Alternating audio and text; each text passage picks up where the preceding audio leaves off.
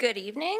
This Medicine Hat City Council meeting is called to order at 6:30 p.m. on May 5th, 2025. We will begin with a moment of prayer or reflection.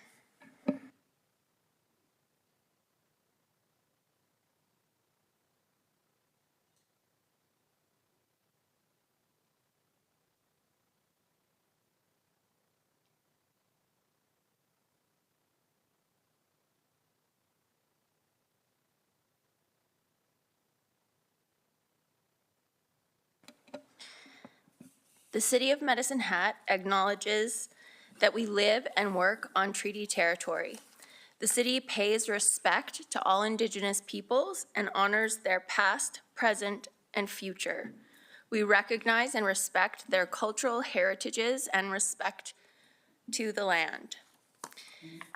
I also want to recognize that today is Red Dress Day 2025. This is a National Day of Remembrance and activism honoring the lives of missing and murdered Indigenous women, girls, and two-spirited people.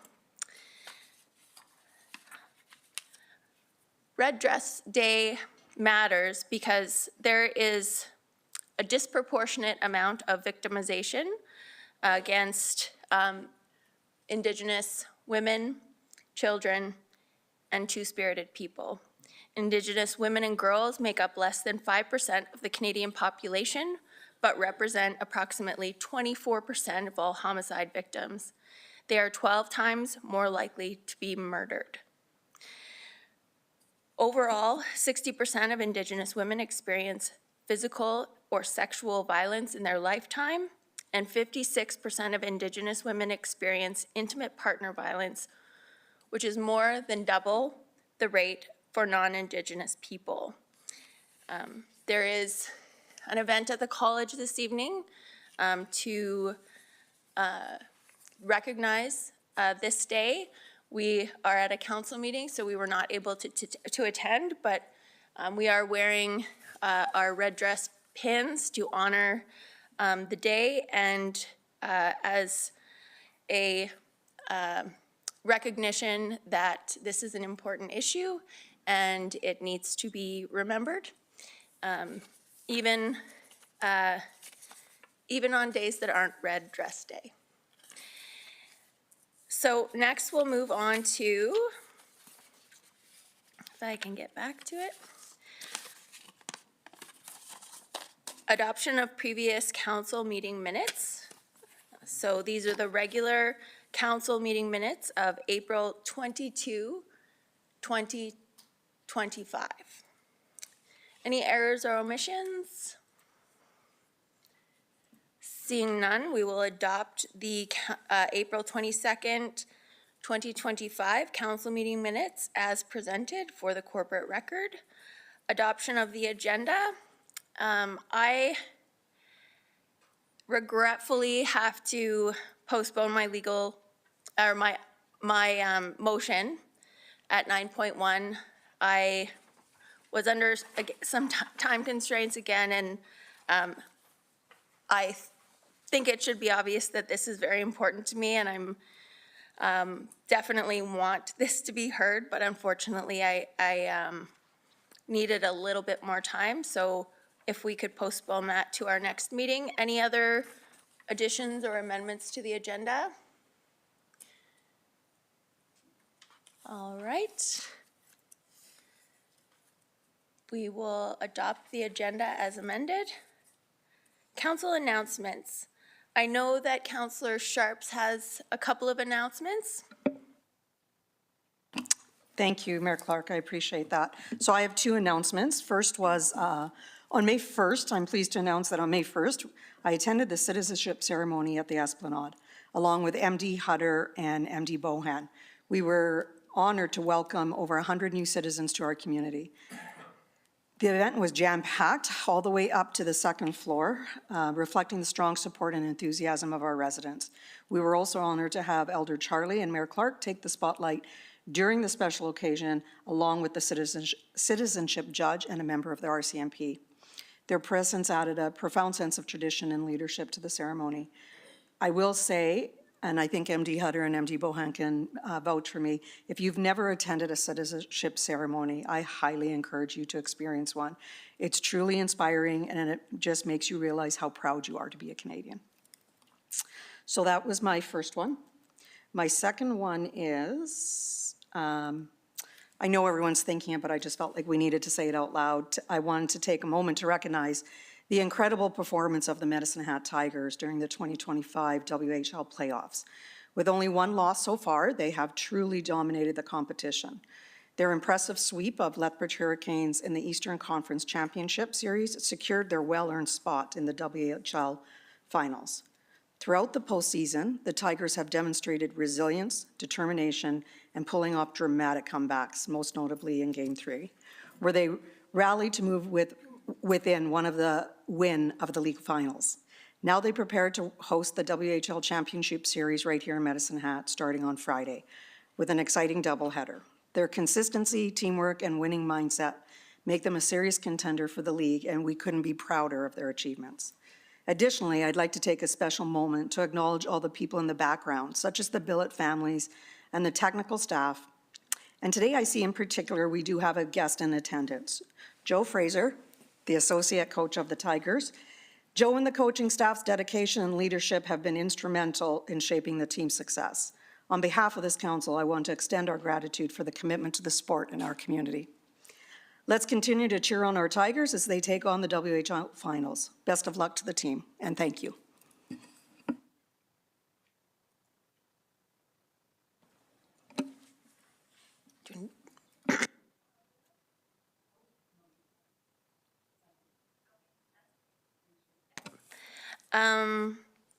Any other councillor announcements? Okay. There was also an Elbows Up event here at Veterans Memorial Park on Saturday.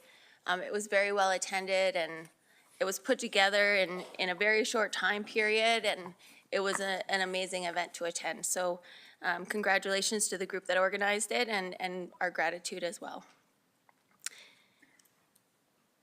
Consent agenda. Does anyone have anything they would like to pull out of the consent agenda for discussion? Okay, seeing none.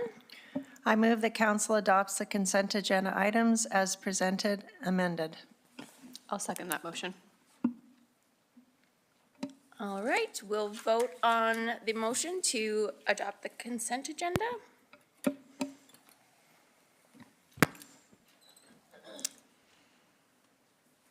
And that is passed. We have new business, under new business, 10.1, approval of non-union salary grid. And I see City Manager Mitchell is at the podium. We also have Carla Koken, Director of People Services, and Jonathan Jackson. Now that one I can easily pronounce. Compensation and Benefits Analyst. Thank you. And through the chair, the compensation project is part of our overall 3-year people strategy, and it's in place with workforce strategy as well. This is for all the non-union staff positions. There's also an overhaul of the job descriptions that are out of date, and that is completed at about 95%. This hasn't been completed since 2013. I just want to say it's a readjustment of the grid. There are no financial implications, and I will turn it over to Director Koken to give a little further introduction. Thank you.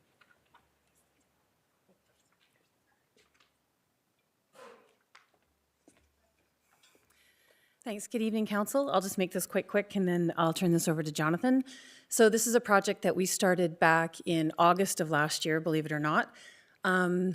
It started with the executive leadership team gathering together and building our compensation philosophy. And so that's really the foundation of how we want to move forward with compensation for the non-union staff across the organization. From there, we started to work on the job description overhaul, which was a lot of work. Every job description has been taken a look at.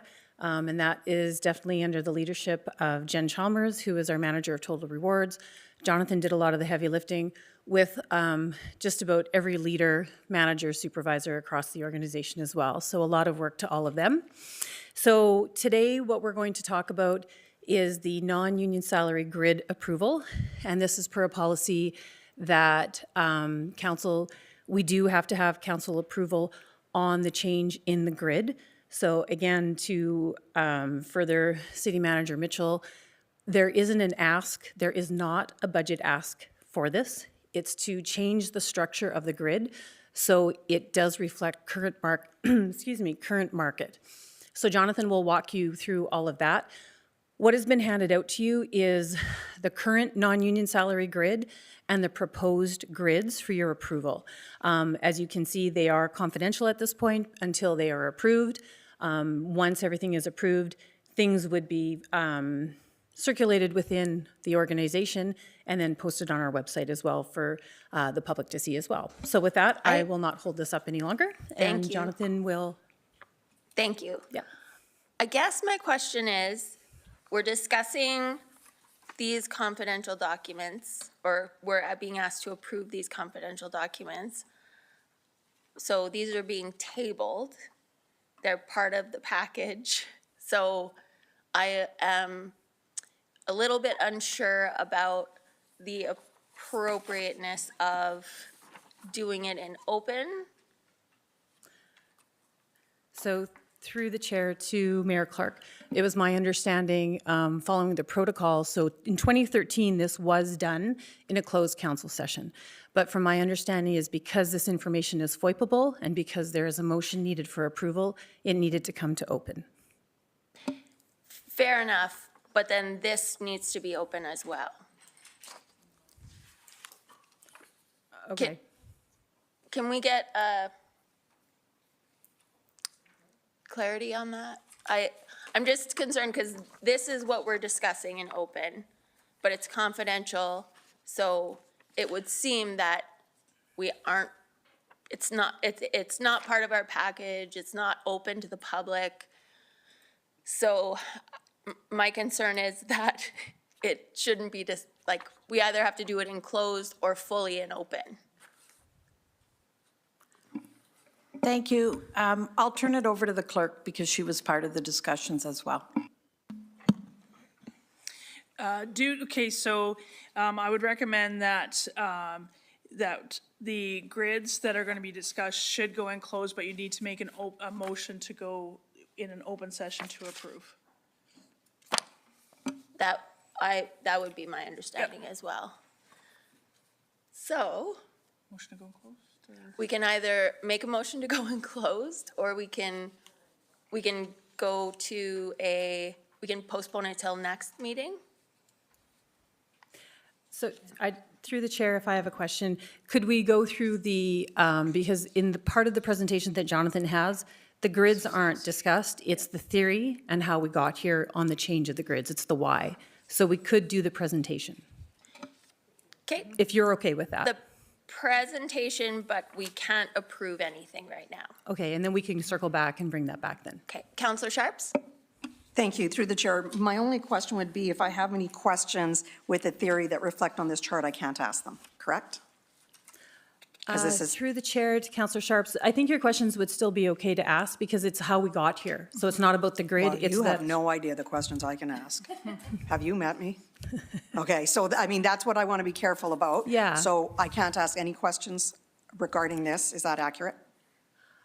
Through the chair to Councillor Sharps, I would say that the why is how we got here. So the theory, the theoretical background, the salary surveys we've used, that kind of information, that would be fair questions. Because Okay. it's not concerning the grid itself, it's concerning how we got to the grid. Okay, so just so we're aware, Mayor Clark, I won't be comfortable voting on this. No, we can't vote Okay, on just it. making sure we're good. Councillor Van Dyke? Yes, thank you through the chair. So I would be happy to make a motion to go into closed after the presentation and after any questions that are not related specifically to the grid have been asked. I'd be happy to make a motion to go into closed. We could go into closed in the room next door, discuss any questions that are related to the grid itself, then come back into open and vote on it, if that would speed the process along. City Manager Mitchell, is there time constraints with respect to this? And because we will have to have a closed discussion about the grid, and we could postpone it. What are your thoughts on that? Thank you. Through the chair, there are time constraints. Our increases happen on June, in the beginning of June. So I do like Councillor Van Dyke's suggestion of listening to the presentation, going into closed. But we could also do the presentation today and bring it back in the open package for May 20th, if that would satisfy everybody. Either or, as long as we're done by June. Thank you. It would have to come back to the closed and open. Yeah. Any thoughts on that? That would probably be my preference. Councillor Knodel? Thank you, Mayor Clark. I'm happy to do it tonight. I feel like we have the information in front of us. I don't think it's necessary to move it to another meeting. We've got a presentation in front of us. We've got the staff here to discuss with and then come back into open. I don't see it being a problem. My only concern is we just got the information. So probably helpful for some to have a chance to look over it. Any other? I digested 674 pages this weekend. I have never seen this, so I would like, I'm sure it's absolutely perfect, but I would like the opportunity to make sure that if I'm voting on something, I'm doing my due diligence and I know what I'm voting on. So I would Okay. prefer to do this at a different meeting. So If we we'll can go- get it done before June, it looks like that's all well with administration. Okay. So we'll go ahead with the presentation, and then after the presentation, someone can make a motion to postpone or go into closed as they wish. Okay. Okay, so Mr. Jackson. Yep.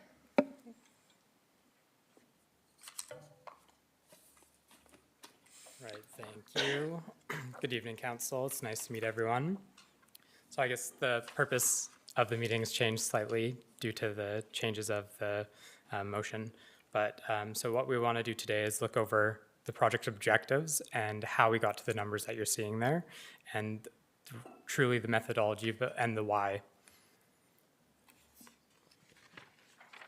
So there's quite a few key elements that have changed in the way that we're looking at compensation. One, we created a job evaluation tool to allow all our jobs to be evaluated with the same criteria.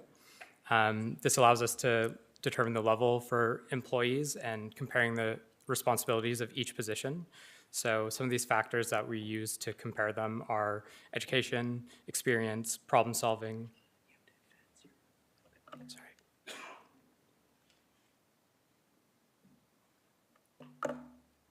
Sorry about that.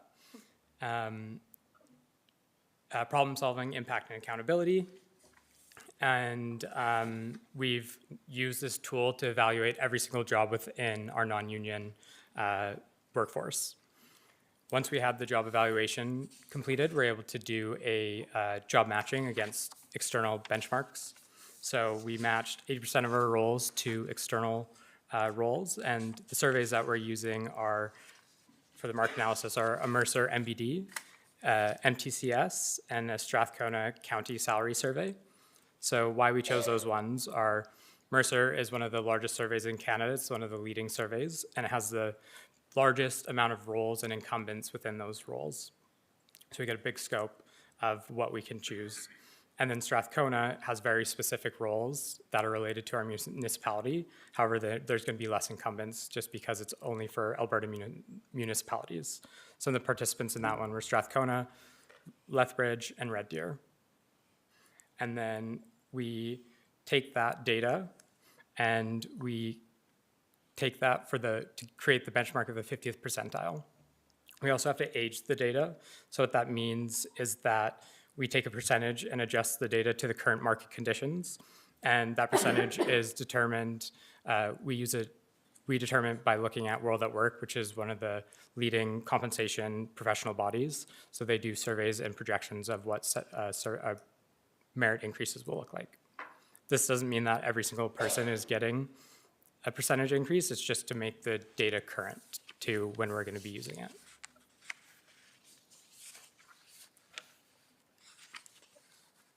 once we're able to analyze the market data, we redesign the salary grids into 3 different ranges. So why we create different ranges is when you see a job family that shows a greater 10% greater differential from their salaries midpoint. So that way you can recognize that there can be roles at the same level, but the compensation is different due to the market. Then we're using, for energy, we're using the MDCS data, which is just specific to the energy industry, which is why we would have that separate as well. The key takeaway from this new design, just it allows for really clear leveling, improved alignment across what looks like in the market. And again, it's a structure change, not a budget increase.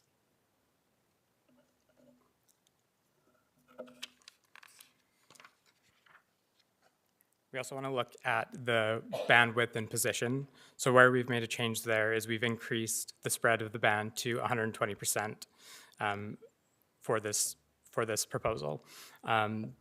Why we've done that is it allows for us to hire if there's really unique skills, and for really, we know that we have long tenured employees, so they can continue moving through their compensation journey without necessarily having a role, because we're not always going to have the next higher role for that position if there's no need for it within our organization.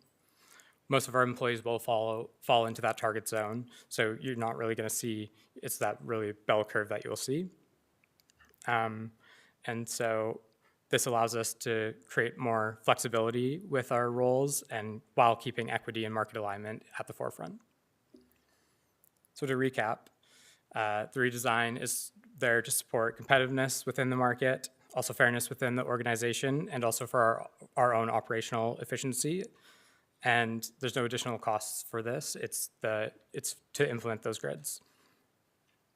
Happy to take any questions. Councillor Van Dyke. Yes, thank you through the chair. I'm just wondering if someone, I'm not going to put you on the spot, Mr. Jackson, but if someone maybe could speak to how we ensure gender pay equity at the city. Yeah, through the chair to Councillor Van Dyke. What we're going to do once we have these levels, it will allow us to look at, because we'll actually have a leveling framework in the organization, then we've made a commitment to do a gender pay analysis every 2 years, which has been put into the compensation philosophy. Thank you, I'm very glad to hear that. Councillor McGrogan. Thank you, through the chair. I'm just looking at your different zones and where does this allow you to, let's say, if you have someone that applies in that premium zone, to actually start there, or is this a progression thing from, how does this roll out in reality? Through the chair to McGrogan. Thanks for the question. The premium zone is really reserved for special cases. So rarely you'd be hiring into that unless there was a position where it was agreed upon within the MDs. Anything over 105% has to be approved by the city clerk. So if there was a need for a position that we had to have really specialized skills and had to bring someone in, that's the time you would hire into that premium zone, but it wouldn't be somewhere you're continually hiring into. And then for those really long tenured employees who have been with the city for quite a long time.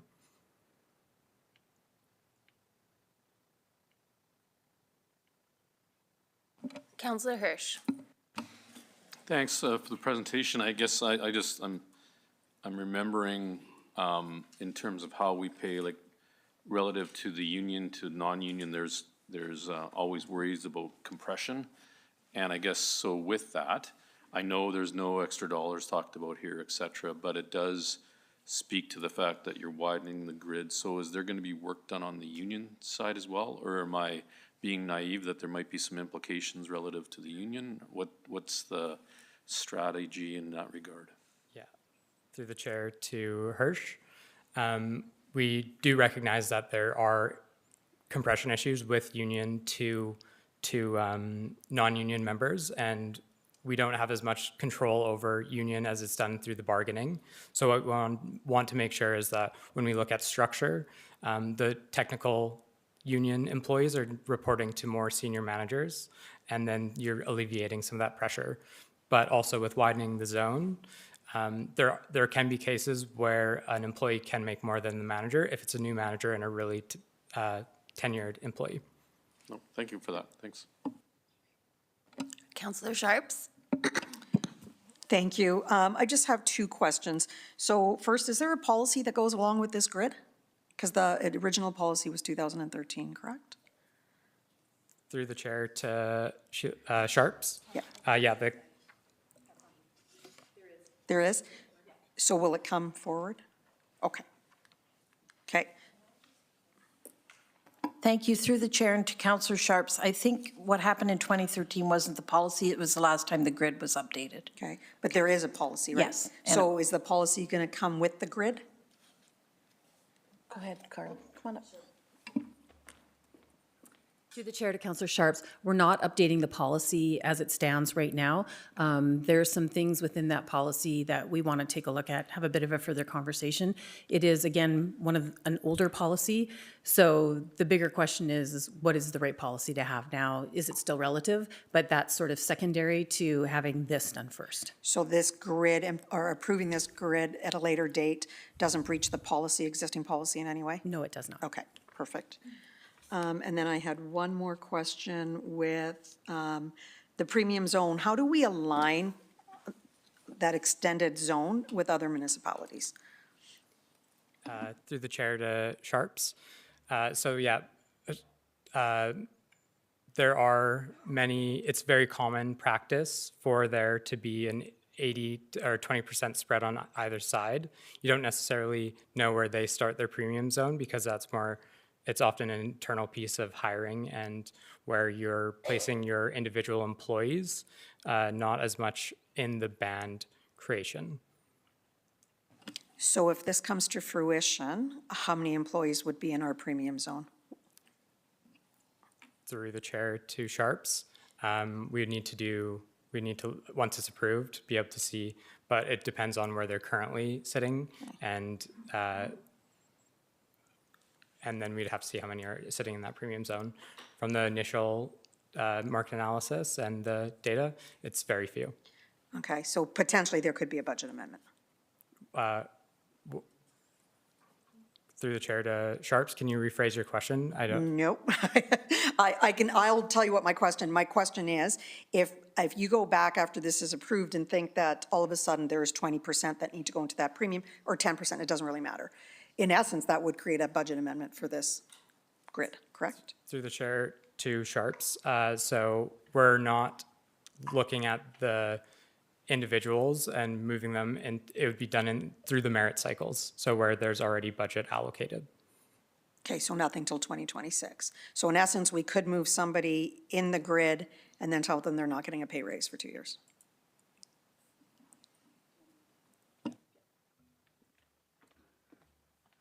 So through the chair to Councillor Sharps, there's all kinds of possibilities that could happen, but when we did the initial overview of this, I think the number in the premium zone, I think it's less than 6.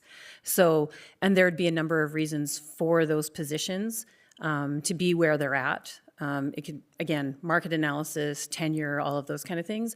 But again, to the point where it would be part of the regular budgeted allocation.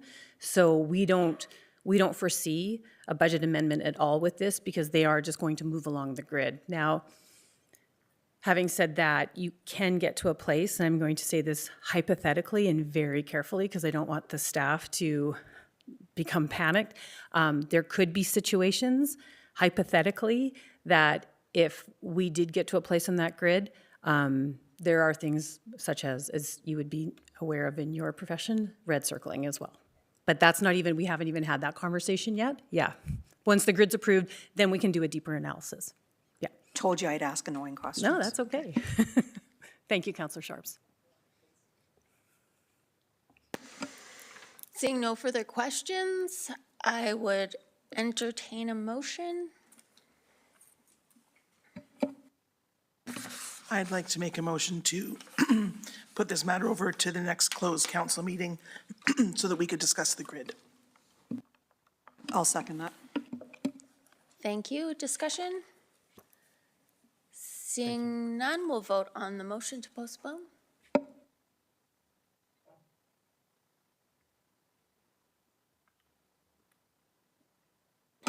That's unanimous. Thank you for the presentation. Next item is Regional Emergency Management Plan Grant Funding Resolution. I see city managers at the mic. Go ahead. Thank you. This is a regional update to our emergency plan. And without further ado, I'll turn it over to Merrick Brown. Thank you.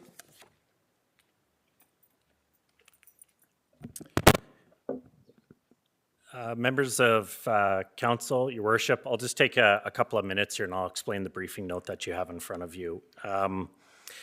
Within that briefing note that you do have in front of you, we're recommending that council approve a $125,000 grant funding opportunity that we currently have in front of us. This is to update our regional emergency management plan. So essentially the ask is to approve the $125,000 grant opportunity from the province and also authorize the City of Medicine Hat to manage the conditional grant agreement on behalf of the region. And when we talk about the region, this would be the City of Medicine Hat, Town of Redcliffe, and Cypress County. And we have since been awarded this grant, and we just need a resolution to access the funds. So just as a really quick background to this, the Regional Emergency Management Plan is a shared plan between the three municipalities. It specifies how the region interacts and manages a regional disaster. So when you start to think about a fire or a major fire or flood, it's how the three municipalities interact together. Each of the three municipalities have their own municipal emergency management plan. This is to update the regional emergency management plan. The current regional emergency management plan was first developed in 2016. Last updated in 2020, and with the significant number of emergency management legislation that the province has seen over the past 4 years, this plan is in fairly significant need of an update. So the current grant opportunity was provided to the Intermunicipal Committee. It was supported, and so the county and the town are also going to their respective councils to also get a resolution so that we can put this forward into the package and send to the province to be able to access the $125,000 in grant funds. Just as a little bit more background here, so the $125,000 in grant funding, $100,000 will be allocated to retaining a consultant to work on behalf of the region. So that's between the three of us, so we're going to develop it together, and then the remaining $25,000 to be used for a regional emergency management exercise to evaluate the effectiveness of that draft plan before it comes back to this group for formal approval in 2026. Thank you. Any questions? Councillor Robbins? Thank you, Mayor Clark. Hello. So the plan needs to be updated. Sorry, going on today, but the plan needs to be updated. Was there money set aside in the 2025-2026 budget for that update? Through the chair to Councillor Robbins, no, we were considering on updating it in-house. Okay, thank you very much. Councillor Hirsch, before I go to you, can I get a motion on the table? I will make that motion. As I was lucky enough to hear this already once, I feel like I can do that for you. I move that City Council approves the available grant funding opportunity to update the Regional Emergency Management Plan, REMP. I'll second that for you, Merrick. Councillor Hirsch? Thanks. Appreciate the presentation, Merrick, of course. I'm really pleased to have the opportunity that we do way more regional discussions over emergency planning. As you know, emergencies have no borders. It just happens. I know over the years when the numerous disasters that unfortunately hit the region, or if it's drought or if it's actually flood or fires, I've seen all the municipalities come together, but one thing that we can do is certainly coordinate a lot better. So I think this is something that is needed. I appreciate and actually compliment yourselves and the teams when we have these exercises where nothing kind of is spared in terms of, oh, I should have thought of that. So preparation, I think, is the key here, and coordination of services is paramount. So I'm very pleased to support. Thank you. Councillor Sharp, Councillor Van Dyke? Yes, thank you through the chair. Just a quick question. So if we approve this and the consultant does the work, will it come back to each council to be approved and then become a part of the intermunicipal collaboration framework? Is that the process? Through the chair to Councillor Van Dyke, yes, the intent is actually to bring it to the intermunicipal committee for that formal kind of endorsement, we'll call it, yeah. Councillor Sharps? Yeah, sorry, I was just going to give the background on that. So Mayor came to the last meeting and presented to Mayor Clark, myself, Reeve Hamilton, Kirby White, Dwight Kilpatrick, and James. So all three, so we represent on that committee. So it was a very robust discussion. Of course, Mayor got the gears from Dwight Kilpatrick as usual, but it was a really good conversation. And so it'll come back to committee, and then committee will bring it back to council. All right, seeing no further speakers, we'll vote on the motion to approve the available grant funding opportunity.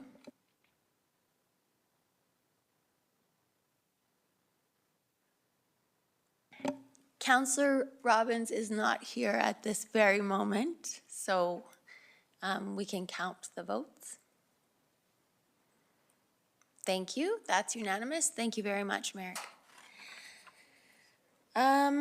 Councillor Sharps, you had a motion that you wanted to make? Yes, I did. I was wondering if we could move 10.6 forward, if staff were prepared, as they are all sitting here.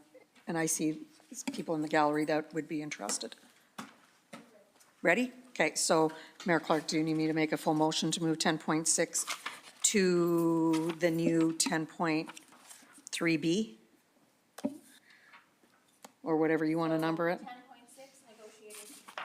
Would be 10.4.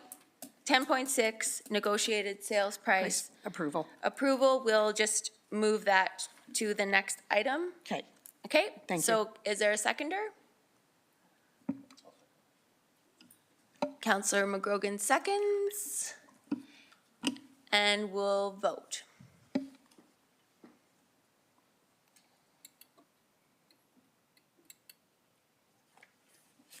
That's actually the last one. That was the last vote. Yeah. Yeah, we just have to close it and then, yep, there we go.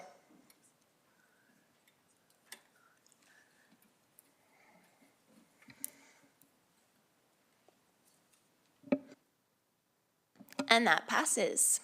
So we will now deal with negotiated sales price approval, former food bank, 532 South Railway Street, Southeast. Can I get a motion? Yes, I can make that motion. Let me just go back here. Do you want to, are they going to introduce it first or no? No? We'll get the motion. Okay, I move that council approves the adoption of the medicine, oh no, that's the wrong one. It's not on, okay, I move the council approve the sale of 532 South Railway Street Southeast, the former food bank, the property for the negotiated purchase price of $172,000 on an as-is, where-is basis to the potential purchaser. I'll second. All right. So with us, we have a member of the Energy, Land, and Environment team. So Randy, if you have comments or introduction, please go ahead. Sure. Good evening, Council. In front of you today, we are seeking approval for the sale of 532 South Railway Street. So this is the former food bank property for the negotiated sales price of $172,000. This is being brought to Council in alignment with the acquisition and sales policy as the negotiated price deviates more than 10% from the list price. So council approved listing the property and marketing it in February of 2024 on an as-is, where-is basis for the value of the land at $249,900. This property is exceptionally unique, and through our listing realtor, we've had quite a few showings, and these have resulted in the department receiving 2 formal offers to date. In working through these previous offers, the department has gained an improved sense of what a purchaser would want to use the building for. These offers also helped further identify improvements to the building that would be required for a purchaser to be able to receive approvals to occupy the space. So with the cost and a purchaser's ability and willingness to complete these improvements, these were barriers to some of the other deals coming to fruition. The department has reviewed fair market value in comparison to similar properties that have been listed for sale today. This property has been on the market for over a year, while average listing timeframes for similar commercial properties was about 183 days in 2024. Our department is eager to see the building occupied, as we have seen an uptick in vandalism and with trespassing in the property. So should council choose to support the recommendation of the negotiated price, the purchaser will continue with their due diligence on the property. Their only other condition of the sale is obtaining approvals for their proposed use. Thank you. Any questions or comments? Councillor Dumanowski? Yeah, question through the chair. So you explained it well, and I understand some of the rationale, the background around the negotiated reduction in price is predicated on some improvements and some of the uniqueness of the building and limitations in the current state. Is that a normal, I mean, I know the answer, but it seems to me that that's not typically used as the main argument or a major argument for a reduction of price. If, in theory, someone were to acquire that property and use it as a warehouse, it would need significantly less improvement. I'm not the expert, but I certainly would imagine that. So can you help me as a spokesperson for the taxpayer who will essentially be taking a reduction on their purse to accommodate this if it goes through, to understand the rationale about merits of what they want to do, the costing of those improvements relative to a negotiated reduction in price? Through the chair to Councillor Dumanowski, the interested party in this circumstance is looking to do a place of worship. We have had other interested parties that had looked at the space for a warehouse or for other uses where there was less requirements to the building.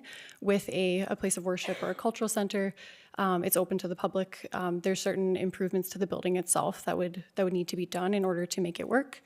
And in looking at the interest that we've had over time in the building, it has been for unique interest. It's a very unique building, and so the interest has matched that.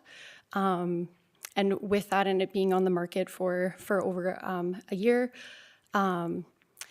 we are hopeful that this could be an opportunity to see the building finally occupied and actually see it bring some vibrancy to that area, whereas in it continuing to be listed on the market to try to find a user that maybe needs less improvements to the building. We haven't seen that be successful to date, but that being said, that could happen if this shouldn't be supported today and it were to remain on the market as well. If I could supplement, I appreciate the explanation, and I am supportive of the motion, I should say, but I would imagine there will be some who will want to understand the rationale, so I appreciate the explanation. Thank you. Councillor Knodel. Thank you, Mayor Clark. Through the chair to Randy. So my curiosity is, how do you justify to former bidders or former people businesses or organizations that were interested, but it sat at a higher purchasing price? How do you justify that to the community? I understand that you are telling us now your justification, but perhaps is there anything else that you could say that may be seen as this is an unfair drop in price when we came forward and it sat at a higher price? Through the chair to Councillor Knodel, we do have the property listed on the open market, so entertaining offers as they come in. We have had offers at a higher price point.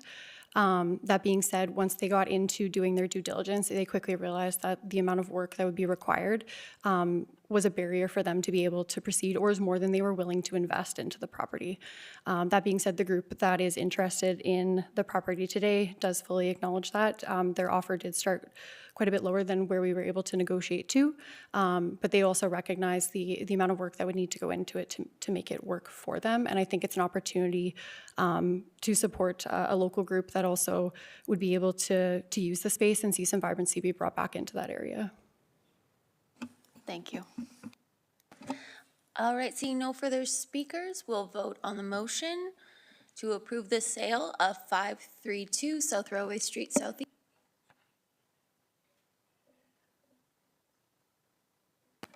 And that is unanimous. Thank you very much. Moving on now to bylaw 4852, Tri-Area Intermunicipal Development Plan. So this is additional amendments to the Intermunicipal Development Plan. This is for first reading only. And I do want to toss it over to Managing Director Bohan to perhaps provide a bit of a explanation and what the steps from here might be. Thank you, Mayor Clark. The recommended motion is that council, as you mentioned, give first reading to bylaw 4852.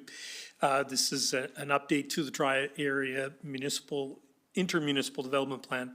The city's the first to do the first reading. The county and town will follow later this week and early next. Each municipality will host independent public hearings, and the objective is to do second and third readings following each of those individual public hearings. There is an IMC meeting scheduled on June the 12th, just before our public hearing. So if anything, will be an update on this at that time. Thank you. Can I get a motion? You can. I move that the City Council give first reading to bylaw 4852, an amendment to the Tri-Area Intermunicipal Development Plan. I'll second that motion. Thank you. Now we'll vote on first reading.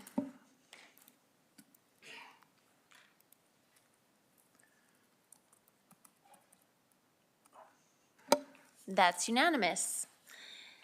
The next item on our agenda is Ratepayer's Class KVA range. The item is for information only.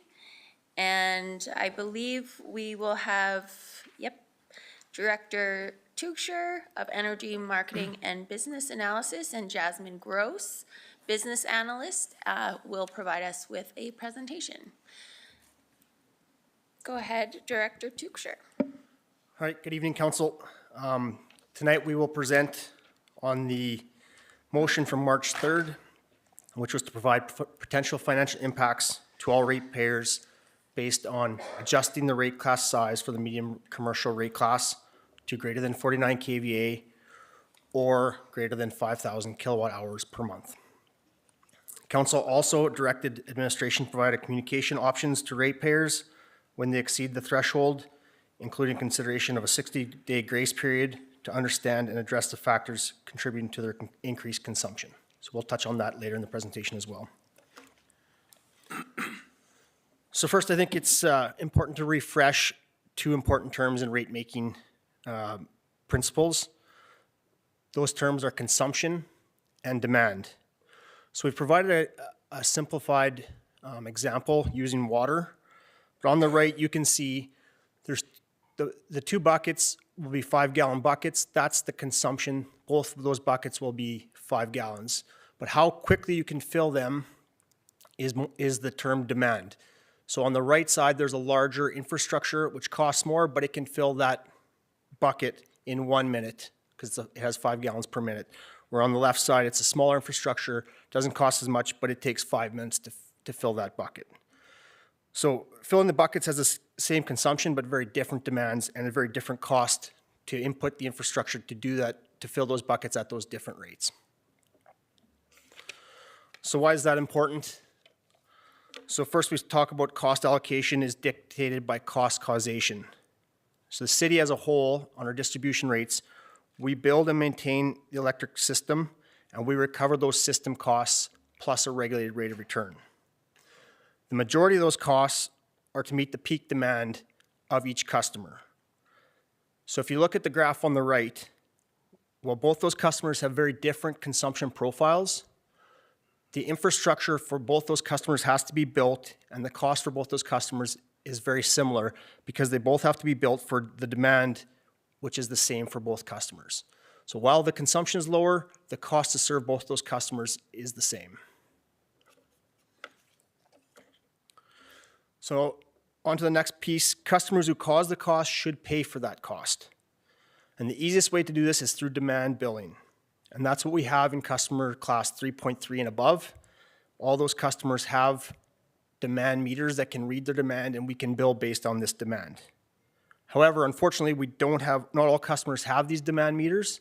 Customers in the 3.1, which is the small commercial meters, they all don't have demand meters. And therefore, for those rate classes, we use consumption to bill those customers because we don't have the demand for each customer. This can lead to situations where certain customers cross-subsidize other customers because consumption isn't the best indicator for cost, but that's the only methodology we have to bill those customers. So I'll jump ahead to, actually I'll go back this slide. So in summary, when we look at the financial impact of this potential rate class change, if it was changed to less than 49 kVA and less than 5,000 kilowatt or 5,000 kilowatt hours per month, 2,400 customers in the existing rate class would be impacted by an increase expected to be around 5 to 10%. The most impacted would be the high consumption customers of this rate class.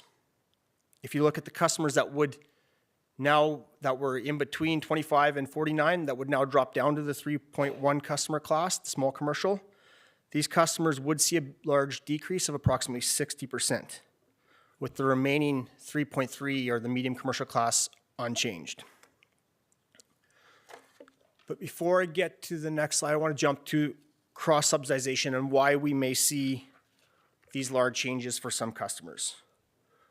So to provide some numerical examples, the very top 3 lines is what we calculate as our cost to serve that customer based on a 25 kVA customer with an 8% load factor, or 17,000 kilowatt hours per year of a consumption. So our estimated service cost is $1,144. Demand cost is $1,944 for a total cost of just over $3,000. Now under the small commercial consumption-based billing, you can see a customer that has a high peak but a low consumption would actually only pay total in cost $688. Therefore, the utility would under-recover $2,400 in this situation. If we now flip to the medium commercial cost recovery methodology, where we recover based on demand, this customer would pay a service charge of $1,100, a facilities charge of approximately $2,000, and fully recover the cost from this customer. Therefore, the utility is kept whole on its cost to serve that customer. So if I jump back to one slide, some important considerations when you're considering this data. Any changes to customer class will set a precedent. Right now, that line's at 25 kVA, and there's customers that would be better or worse off based on if they were put in the small or medium commercial class. And that change in drawing that line would just have different customers that would have a different preference on which commercial class they fall into. Right now, that line is set at 25 kVA. At 25 kVA, all of those customers have demand meters and can be metered based on demand. Next point I wanted to mention, utility bill increases. It's typical that you do see a cost increase transferring from a small to a medium commercial class.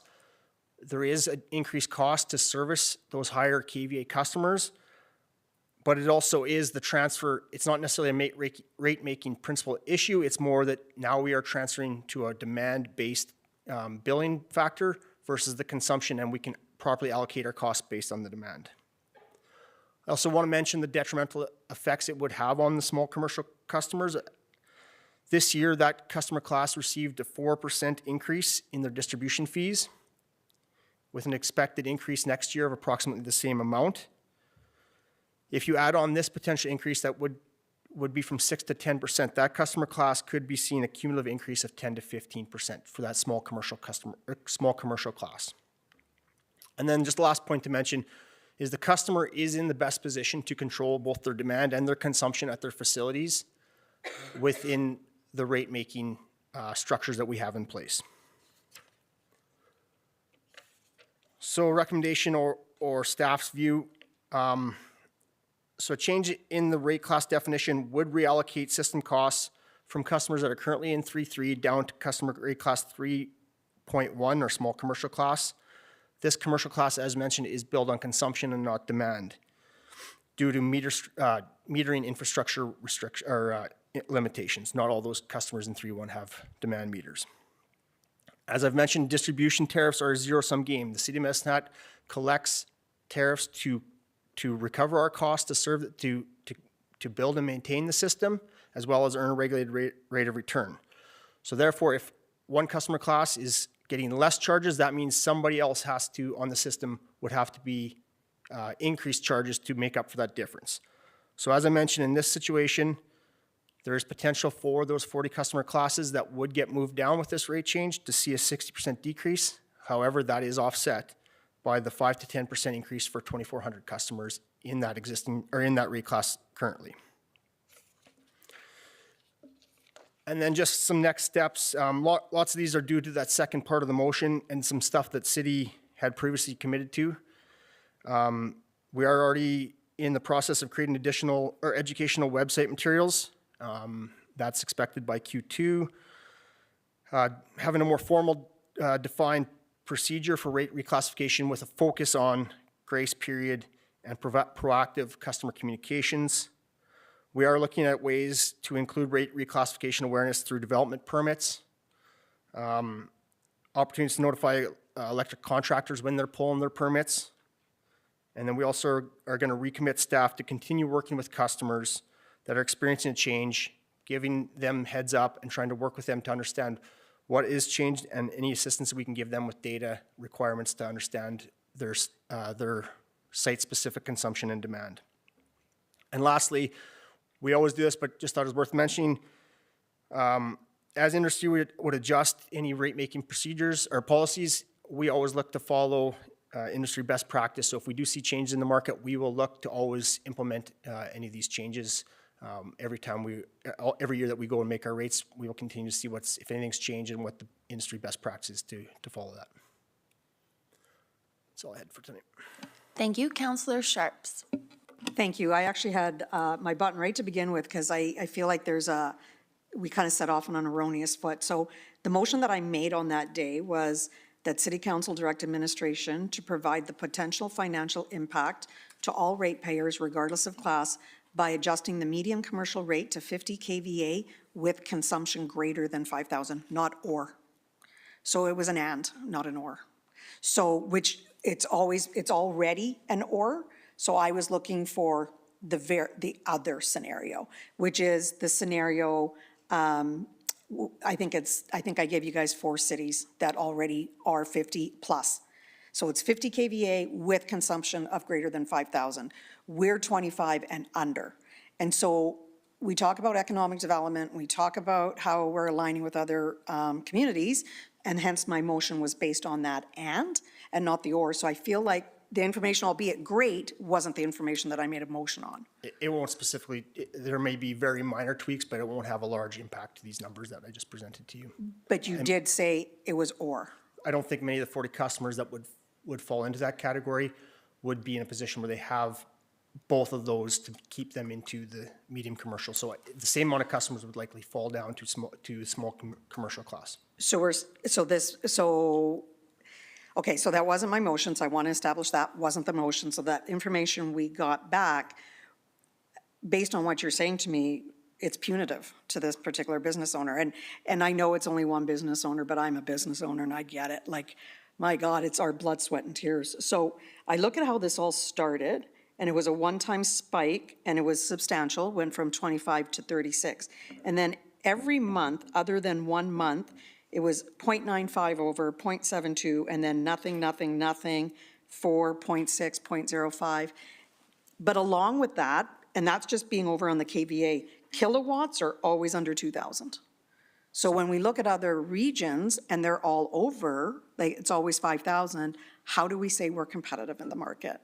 And that's not a dig question, it's a really, how are we saying that we're competitive? Because the minute you also go to that class, you have a 4 times increase on your service charges, and I didn't do all this homework, somebody else did. The admin charges are 7 times the increase, the municipal access fee is 5 times the increase, and the demand charge now goes to $6.48. So it's substantial being jumped, and it's punitive when in the entire year, it's probably been no more than 7 over on KVAs. Yeah, I guess in response, I'm not a big fan of the word punitive. I think, we look at what is the cost to serve that customer and what is the industry as rate-making principles uses the cost to serve that customer. And I would, with all of our research and analysis and a third party, we are following rate-making principles. We are following what is standard in the industry. So I don't like to think that we're being more punitive than on one customer than the other. We're trying to follow industry standard rate-making principles that assign costs, and when we can recover those costs through demand, that is the most accurate way to recover our costs. I will just say, I don't believe you're intentionally being punitive. I don't think anybody is. It's no less, it's the result of our actions or inactions. So at the end of the day, I had provided a lot of data that showed that majority of the municipalities are 50, not 25, and they're 5,000.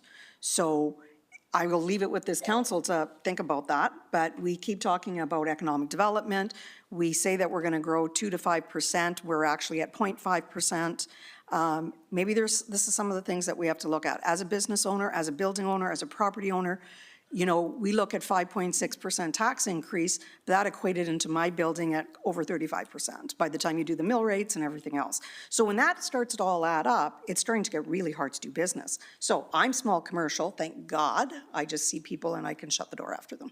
But there are so many businesses downtown that are building into their infrastructure. They're putting in these efforts. So do we want them to build into that infrastructure? And all I'm saying is not special, just align with the other municipalities. That's what I'm saying. Councillor McGrogan. Yeah, thank you. Councillor Sharp's covered some of the issues that I was curious about, and the one was the 25Ks, like the line, like where we drew that, and being that we're kind of a monopoly provider, is it in alignment? So I guess that's a question. It's not a statement. Is it in alignment with other electrical providers?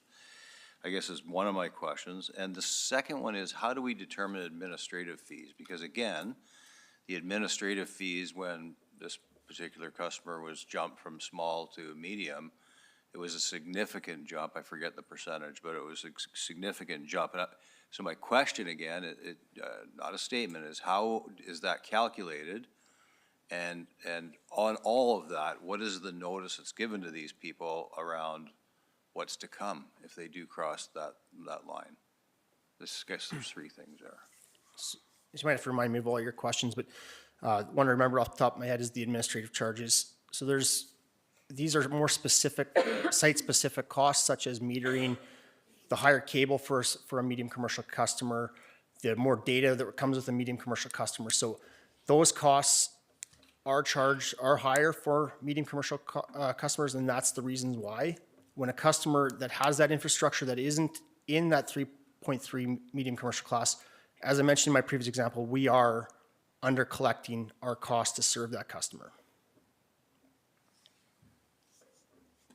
Okay, thank you. So then I guess the other one I was curious about was the where the line is drawn at 25 versus 50, and how we came up with that, and was there any consideration to, and maybe it is in alignment with other municipalities, but it may not be. How did we come to that? And was there any consideration to any movement on that? So as you will remember, we did have a third party review this. Their comment is that there's not a right or wrong answer for where that line sits. If you look at the average consumption of our medium commercial class, I would argue that we're very close to what the other medium commercial classes are in the province. The one fact I mentioned earlier is at 25 kVA, all of our customers above that have demand metering available. So that's a good starting point where we can actually bill based on what we think causes our costs and recover based on that. So there's a few different things. There's not, like I said, there's not a right or wrong answer, but those are a few of the things that went in when we set that 25 kVA. Thank you. Thank you for that. And I guess the other question I have, if we're not collecting enough from some, we are we're a for-profit organization in relation to our utilities. Why haven't we made, I guess, an effort to make that a little more equitable so that, I guess, there isn't such a jump between the two? So you've got the small ones, I'm just looking at the service, cost of service at $1,144. So at the small commercial, it's $272, and at the medium, it's $1,444. And we're losing money with the small at $2,400, I guess. So I'm just wondering if there's been any thought to an effort to equalize that a little bit and how we would do that. So when we set our distribution tariffs, we look to minimize any cross-subsidization. We look to charge costs to who's causing those costs on our system. But there is limitations. Like I said, there is metering limitations to being able to do that. So there is at certain points where, unfortunately, there will be some cross-subsidization on our system. So I wouldn't say as a city that we're out that money. It's just unfortunate that there is some times where some customers maybe are paying a little bit more than their costs. Some customers are paying a little bit less than their costs. And that's just part of, a trade-off between putting in metering infrastructure for the whole system and trying to bill on demand, which isn't necessarily achievable, versus, having that small bit of cross-subsidization. So it's trying to find that balance. Councillor Hirsch? I appreciate the conversation. And I guess the challenge is, I met up with some of the affected individuals last week and actually circulated a bit of a position they had taken on things. But I guess I'm just wondering, your presentation indicated that there's going to be a ripple effect. And certainly I think there's some, going back to maybe Councilor McGrogan's point, there's some structural things that I think maybe needs to be taken a look at it, insofar as cost recovery in terms of different asset classes. That said, if I think of now at the micro level in terms of some of these ratepayers that might be caught in this, I guess if I look at it, it's kind of a no-go to change levels because it creates a ripple effect. And according to, and maybe you can expand on this, so we cannot make any one-off changes or reimbursements or any type like that. Can you explain that sort of legislation just for the council? So I'm not familiar with any specific that talk about one-off payments, but like I said, we try and set our rates to have consistent rate classes that are consistent in terms of from a range of consumption, demand, that kind of stuff, and set rates to be able to recover our costs, our system costs, plus regular rate of return. So the way those rates are set, we don't anticipate any other one-time asks or payments outside of that. It becomes administratively burdensome as well to do that. Yeah, and so I really did have a little pre-conversation with MD Panco, so maybe permission for her to maybe add a little bit to it. Managing Director Pancoast. Thank you. Through the chair, I can confirm through the MGA that the Municipal Governance Act does not allow discrimination of utility rates. And that means that if you have a like-for-like customer, you are not able to charge them differently. Okay, thanks for that. So I guess I just get to a point where I'm more solution-based, and when we get down to the level of, say, individual ratepayers, what tactical advice, steps, and we did talk a little bit about it in terms of maybe the source of the energy per se, in terms of maybe not electrical. I guess as far as the options considered for ratepayers that find this window, where they're ratcheting up and then hitting down below, what is it they can do? And I know we're looking at demand monitoring, et cetera. There's a ratepayer out there that's just saying, okay, I'm trying my best here, but is it to a point where we really need, for options to be considered for that individual to either accept that that's, because what I'm hearing is that that's where we're at unless we do a substantive rate review, which has ramifications, no different when we set asset classes on budgets where we talk about non-res tax rates versus residential, and then of course condos, et cetera, and it's a zero-sum game in the tax world too. So I guess collectively, as staff and maybe us trying to do a best response, what advice do you have for those ratepayers that are in those situations? And I know it might be watch your consumption, because it's the KVA, it's the hit, that's the one that's the hardest. So maybe some suggestions here? Yeah, I mean, maybe first, the city is looking for areas of improvement to try and give a heads up to the customer class, our customers, before they get in that spot. For example, when they are pulling their permit, to try and say, you know, we're looking at, like I said, the next steps to be able to give them a heads up. This may push you into a different customer class with X impacts on it. Also trying to come up with a better way to, you know, get data for the customer to show when they're maybe setting their peak. I know there is tools out there. I'm not an electrician, but I know there's tools that can limit your load on a fuse or a panel specifically. So if you tried not to get to a certain level, there is some technology being developed or is out there that can assist in that. So it would basically open a breaker if you hit a certain level. So there is some different technologies. From the city's perspective, we are looking for areas of improvement, and from a customer, that communication to the customer and trying to have the customer control their demand and their consumption as best as they can as well. Sure. So I appreciate that, and maybe, quite frankly, maybe there's some takeaways, and I'm just trying to find options available in my mind that might be something around this table that would have some merit, and it might be if a business or, I mean, it's no different than we have our system that we, you can apply for different grants and that sort of thing. So maybe that's maybe a takeaway. You know, I sit on land and energy, maybe that's a takeaway we can look at in terms of HatSmart and that sort of thing. Because really, at the end of the day, I want to be able to at least provide some solution based to this rather than the situation we find ourselves in, and try to move something forward that's positive. So thank you. Thank you. Councillor Sharps, I'm going to go to Councillor Knodel as the first speaker, Councillor Knodel. Thank you, Mayor Clark, through the chair. I'm curious about the 12-month rule. So keeping KVAs below certain range has to be for 12 months and is not averaged. Why is it that it has to be every month for 12 months, and if it's not, then you're boosted up to the next class rather than the average over time? So just maybe, as I mentioned earlier in the presentation, we have to build the system to meet that max demand on the system. So we don't necessarily look at what the average is, because we have to be able to serve the max of that customer throughout the year. So that's why we have to charge based on being able to build that max and being able to serve that maximum demand. Councillor Sharps? Yeah, just two follow-up questions, actually, maybe three. In this particular customer, how much notice did we give them from the time that we got notice and then we changed their bill and told them they were in medium? I don't have specifics on any specific customer at this point.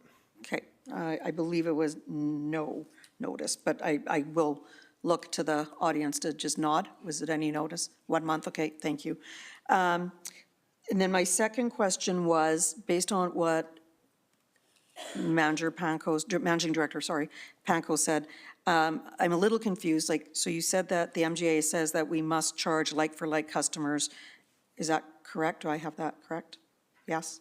So then the only reason she got jumped is because she has a metering in her building because it was an old bakery. So do all the other small businesses have that metering? Because she got, the only reason you know about it is because she had that meter.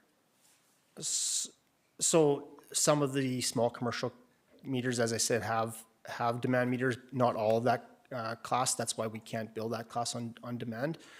In regards to would this customer only because they had a demand meter, there's other ways we go through the process to try and identify customers that have pushed up. This probably maybe was a little quicker, but you know, it's not that we don't find existing 3.1 customers that don't have demand meters that get pushed up into 3.3. Okay. It just seems like if it's like for like, this isn't very like, because in 8 months, it's been a total of 8 kV over, 8. So that works out to, just so council understands it, $635 per kVA is what this customer ends up paying. So we might not think that's punitive. It's punitive. It's a 64% increase on tax, on utilities. So I don't think it's intentional, but it doesn't matter. The end result is still the same. So I will fight for every business in the same way that I can, because if we can find out how to do better, we can just do better. So I just get, it's frustrating when you look at it from just what is the cost to a customer? What does it cost to serve that customer? You say, well, it's $603 more for that customer, but you're not putting in perspective, what is the cost to serve that customer? Are they fairly paying what the cost is to serve them? So I appreciate that. I also would say that in the same token, we're not seeing the part that it's a competitive market out there. And we always talk about, are we competitive with our peers in Lethbridge, Cypress County, and everywhere else, and we're not. So this wasn't. So I know the report said one thing, but I went and literally checked every city. And that's why I emailed back whenever that report was, here are the cities with the KVAs. So I think, I see what you're saying, Manager, I really do. But maybe 50 kV isn't the answer for Medicine Hat. Maybe 25 isn't either. Maybe there was a different answer. That's all I'm saying. But when a business goes for 64% increase and there's literally maybe 20 customers in it, yeah, I think there's something to be said that there might be a problem here. There is also, our distribution tariffs that you're referring to are part of the Medicine Hat Advantage and are lower than, I would say, we're in the top, in terms of competitive rates, we're in the top 25% of competitive rates, if not near the top of that. So to say that we're not competitive on distribution rates isn't a true fact. I'm not going to argue with administration. Point of order. Can we please speak through the chair? Can you state the point of order? Sure. Speaking through the chair, is that the point of order? Yes, please. Okay, I would agree that's appropriate. Thank you. So the question was, I was a little bit flustered about. No, that's absolutely all right. I said I don't care. care to debate with administration because that's not why we're here. I'm trying to make my point that, and it's not a debate between you and I or me and administration. I want to make that very clear. It's a debate as council for our community, because that's what we are elected to do. And so if this wouldn't have made sense, I would never have brought it forward.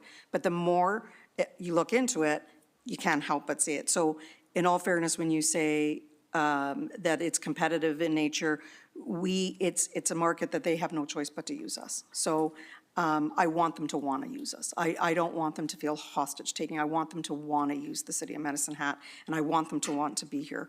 So when I looked at the other KVAs, all our major competitors, they did start, the medium commercial started at, I think there was one that didn't, but the rest were 50 kVA and 5,000. So hence the reason my motion was 50 and, not 50 or. So appreciate the percentages that were given to us, but I don't know if percentages equal $1 or $5. And that's why I asked for the financial impact in dollars. So I wanted my motion as was, not in, like, not reworded to be what administration wanted, so. City Manager Mitchell? Thank you, through the chair. I do think that Director Tuchscher has answered these questions, and he has said that he doesn't want to get into specifics, so I just wanted to make that point. We're looking at, do we want to change policy or do we not change policy? So I think we should make sure that that's what we're concentrating on. Thank you. Director Tuchscher, I am curious about the hybrid of KVA plus an amount for consumption.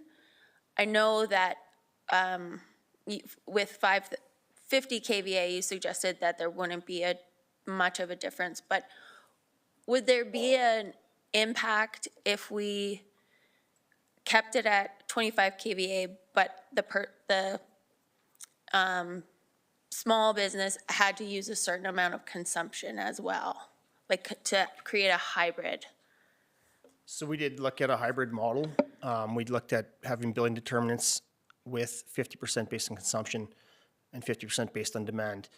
However, we've run into some trouble in terms of what is available or what's allowed by Measurement Canada. So we're still doing some research on that to be able to bill off a demand with a consumption-based meter. We don't think meets Measurement Canada's regulatory requirements. We're doing more research into that, as well as, you know, if we could get different metering. We're looking at different options, but we don't, while we thought that might be a suitable balancing point, we just don't think it's available right now due to some restrictions. I am interested in the outcome of that. That's potentially a promising solution, as Councillor Hirsch pointed out. The other thing, I guess, and I know the motion was 50 kVA, but I mean, it is a significant jump from 25. There's lots of numbers in between there. Is the great impact of what you've outlined here based on that significant jump? Like, is it an incremental, say we raised it to 26 kVA, there'd be maybe like no impact. 30 kVA, there'd be some impact, but it wouldn't be as much of a cross-subsidization or I'm just wondering, as you move through those kVAs from 25 to 50, presumably the impact would be less, the less we moved away from the 25 kVA?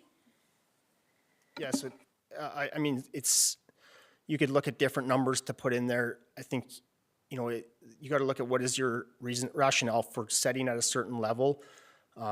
We don't know what customers may fall in between certain levels and what that cross-subsidization for them to move down to the 3-1 customer class. Like I said, it's really a rate-making principle to try to set rate classes, not looking at specific customers, but what makes sense for our system. And like I said, we've had that reviewed by a third party. In rate-making, there's not a right or wrong answer. It's always, there is a little bit of gray in rate-making principles, but, you know, we do our best to set those rate classes based on, you know, what makes sense to put customers at a certain level together. And I 100% agree that we need to set our rates based on the entire population, not just individuals. But to Councillor McGrogan's point, and I know you answered it, what are the criteria? Like where did the 25 come from, and what does that say about the particular business? Is it, you know, is it really defined as a small business? I know maybe that's a misnomer in the policy that it's small business and medium business, when maybe that's not reflected by the business that's actually being done. But if we were trying to link it to small business, presumably, or perhaps there would be some kind of correlation between a small business and the kVA usage, or the demand, I guess? Yeah, I personally haven't found anything that says, you know, here's a specific cutoff that makes you a small or medium business. And even within these categories, especially small, there is, you know, wide range in both kVA and load factor, which is your consumption based on your peak. There still is variation. Like I said, you'll never get it exact, but you're trying to just find those buckets that to try to make rate-making principles fair within these buckets.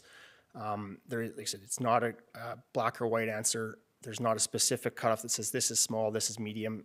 There's different jurisdictions that do it differently. There's not a right or wrong answer. And we are just trying to find a group of customers that we think that we can set a rate policy that's fair to a group of customers. And you mentioned that there was some work being done on potentially looking into hybrid, and right now it wasn't possible for reasons. Do you have an outlook on that, like when that might be coming forward, or what might accelerate that, et cetera? Yeah, our group is working with our distribution group to get in contact with Measurement Canada, try to understand what the regulations and how they actually pertain to billing determinants based on what that meter can and can't do. We're trying to get a little more information. Right now, the indication we've been given is that we can't bill based on that, but we are following up with conversations and seeing if that's a possibility. And if that becomes a possibility, then, you know, potentially we could bring that back as an option later down the road. But right now, we don't see it as an option due to those restrictions. Thank you. That's helpful. So this is just for information. Director Tuchscher has provided us with the presentation. However, if any changes, if council wants any changes to be made to the policy or rate-making principles, we'll need a motion to do that. Councillor Sharps? No, I'm not going to make a motion at this point. I will go back and just rate it properly. But I just want it noted that the motion that I made was not the information that came back, okay? Because the accuracy of the information doesn't relate to my motion. It was good information, wasn't my motion. So that, you want that reflected in the minutes? City Clerk, is that? City Manager? Sorry, through the chair?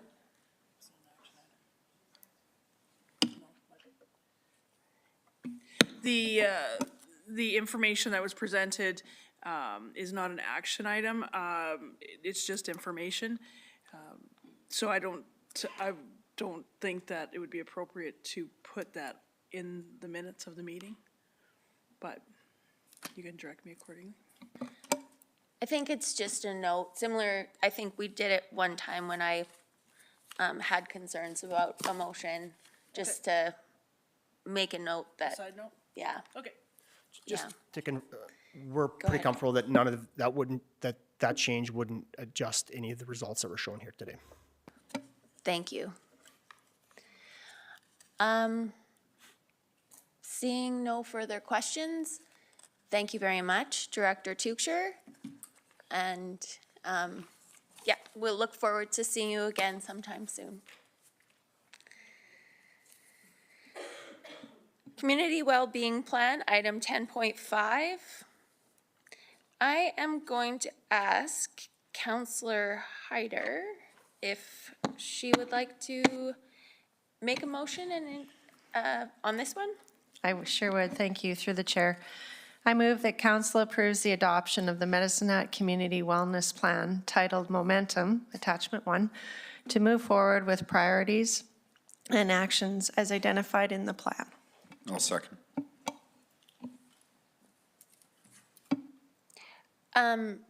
Councillor Hyder, as Chair of Public Services, do you have any introductory comments that you would like to make? You don't have to, but you're welcome to. Sure, through the chair. I know that Lee and her team have been working, and Shanna, they did a presentation to us at Community of the Whole, Council Community of the Whole last week, and they've been working very hard on this and for our community. So it's really nice to see things moving forward, as we know what we're hoping that this will benefit our community and everyone in it. So is there anything else, MD Hutter? Thank you, and through the chair. No, I think that Councillor Hyder has covered it quite well. On April 28th, Director Prestako and Manager Dickey provided what I thought was an exceptional overview of Momentum. But I did want to take this opportunity to commend them for their work. It's a 92-page document with 52 potential actions, so I think that certainly provides you with a pretty good idea as to the amount of work that went into it. But having said that, Director Prestako and Manager Dickey are online if there are any specific questions. Otherwise, like I said, I think that they did a terrific job providing an overview of the plan. Councillor Knodel. Thank you, Mayor Clark. Is the motion's on the floor, so I can make a comment, yeah? Yes. Yes. Okay. So I just wanted to make a comment that it's impressive how much breadth and detail has been dissolved into action items in this document. It's quality of or well-being and quality of life are a very gray almost intangible concept. So to have a team gather so much data, one of the comments I made in the council committee of the whole was how much I appreciated seeing the actual handwriting on sticky notes of people and youth and children and community members write in the document. So it's very obvious that there was boots on the ground. I know that our staff was in schools and running municipal mingles and doing data collection in a very intense way. So it's clear to me that staff has done the work to try and solidify those things that are hard to solidify. So I appreciate the work that's done and look forward to the translation of the data that's been collected into action, because that's always the best part. So I appreciate the work that's done here. Councillor Van Dyke. Yes, thank you through the chair. So I also just wanted to comment on the comprehensive work done by the group, and I appreciate the fact that they really worked collaboratively with the community. And I just wanted to point out that this will be replacing the City of Medicine Hat's municipal social policy statement, so much briefer. It's only a few pages, I believe, that was adopted by City Council in 2004. So this is a big step forward for our community. And as someone who represents the City of Medicine Hat on the provincial Intercity Forum for Social Policy, I'm very excited to be able to share this information with other councillors from other communities because they have a lot of exciting similar things happening in theirs, and we finally have something now to share as well coming out of Medicine Hat. So thank you to the team.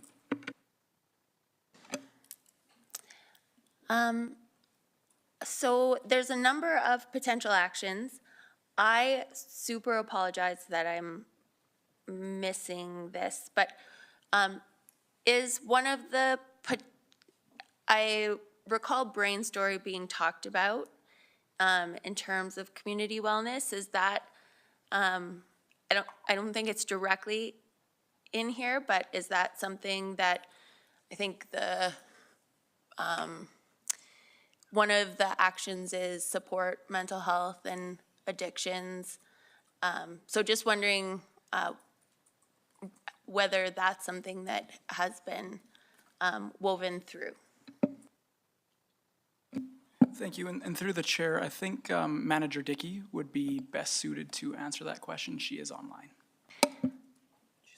Go ahead, Manager Dickey.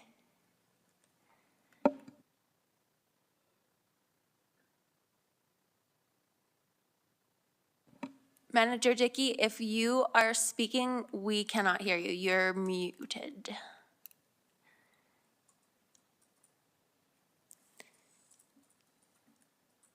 Perhaps she just stepped away from her computer.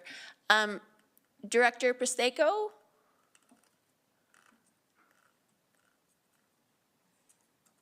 Could be a technical issue.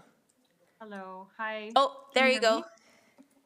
So sorry. It's Manager Dickey. I could not unmute. I got it. So my apologies. Thank you for the question, Mayor Clark. There is in fact an action item in the plan related to building resiliency, and that is directly related to the resiliency framework through the brain story work. So yes. Thank you very much. Any other questions or comments? Seeing none? All right, exceptional work. We will vote on the motion.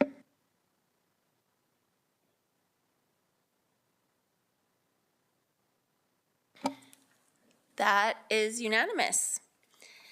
Next up is a motion put forward by Councillor Sharps. It is 10.7 Public Code of Conduct Revision. Councillor Sharps? I will, if you make your motion, we get a second, and then I'll come back to you to provide background. Sure, no problem. I move that the Public Code of Conduct policy be suspended until a revised vision can be drafted. Currently, the policy only allows administration to file complaints against members of the public while not providing a mechanism for the public to file complaints against administration. Therefore, a revised policy should include provisions for complaints to be directed towards administration and ensure that all complaints are directed to an integrity commissioner rather than through city personnel. Council directs administration to provide a revised draft by the end of Q2. Seconder? I'll second for the purpose of discussion. Thank you. Councillor Sharps, you can give your background? Thank you. Sorry, no problem. I'm actually surprised I got a seconder, but that's okay. I'm happy to keep doing these motions until this is moving forward in a proper way.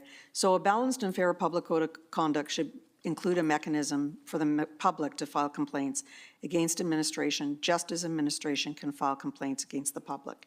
Here is why. Accountability and transparency.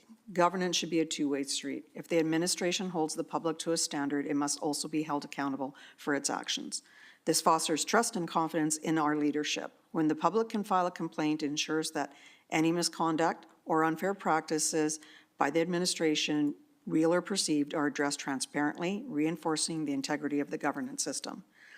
There's also a power balance. Allowing only administration to file complaints risks creating a system where power is unequally distributed. A mechanism for the public to file complaints helps prevent potential misuse of authority. It ensures that the administration does not wield disproportionate power over citizens, promoting a fair and balanced relationship between the governing bodies and the public. The public confidence in government. Citizens are more likely to respect and engage with governance when they know they have recourse in cases of misconduct and unfair treatment. A complaint mechanism empowers the public, making them feel heard and valued. The engagement is crucial for a healthy democracy where the public trusts the leaders in a fundamental way to effectively govern. It also encourages ethical behavior. Just as the public is expected to adhere to standards, the administration must demonstrate ethical behavior as well. A complaint mechanism ensures that leaders uphold integrity, knowing that their actions are subject to scrutiny by the public, encourages administration to act ethically and responsibly, maintaining high standards of conduct. Legal and democratic principles. Many democratic systems already recognize the right of citizens to seek redress when harmed by government actions. A fair complaint process aligns with these principles. It ensures that administration is not above the law and that citizens have a legitimate pathway to challenge any actions that may infringe upon their rights or well-being. So now I will tell you why I brought this forward. We've had some citizens very heated, obviously, on many different issues, and forwarded me a couple of their emails, and their emails were responded after maybe 2 or 3. I've got a chain of them where we remind them that any further communication would result in a public code of conduct. That is not what this was meant to be. The public code of conduct was meant to be, and I'm actually going to give council example. Probably my first month here, I walked into the mayor's office. I was going to have a meeting. I think I needed to see Angela for something, and Angela was listening to messages. And one of those messages, I don't know if I've ever told you this, but one of these messages I was listening to was an absolute lunatic on the voicemail threatening to kill Mayor Clark with a shotgun from across. And I remember saying to Angela, what are you going to do? What do we do? And she said, nothing. This happens all the time. And I'm like, no, that can't happen all the time. We can't threaten to kill people. That is what the public code of conduct is for. It's for aggressive, egregious behavior, not because we're annoyed at their questions. We've lost, in my mind, we've lost the perception of we're here for the people, and we are here for the people, every one of us around this horseshoe. But I will tell you, in my 4 years, I do not hear complaints about staff.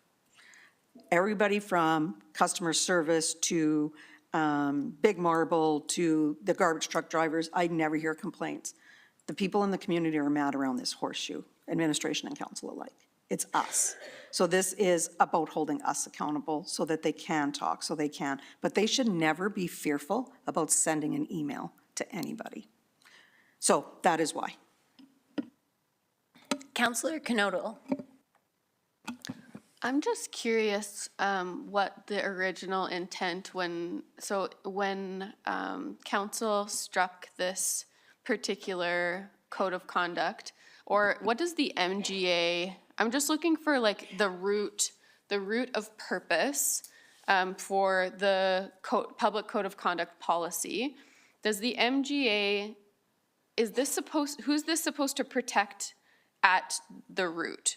Is this supposed to protect those that are within the building? Is it supposed to protect people outside of the building? I'm just wondering, is our code of conduct policy supposed to be community reaching? What does the MGA tell us? I can try that and then maybe throw it over to, okay, go ahead, City Manager Mitchell. Thank you, through the chair, and I can throw it over to City Solicitor Bullock, but a couple of things I just want to talk about that Councillor Knodel has asked, but also Councillor Sharps. We do have mechanisms in place that hold us accountable, and we are very conscious that we're public servants every day, but the public code of conduct was put in place to protect and underline respectful discourse. We do not mind as public servants questions, but there have been many occasions, and council remembers because you did a respectful video, and this is what was the impetus that led to the public code of conduct. Staff were being addressed in very disgraceful and inappropriate manners. We have a responsibility to provide a safe, psychologically safe work environment. I know I say this all the time, but staff were feeling fearful at work, and this is why we put the code of conduct in place. I do believe there are mechanisms in place. Elected officials are different than employees. We have respectful workplace for each other internally, but the public code of conduct was put in place to protect staff from the incivility that we're seeing on the rise. We're not alone.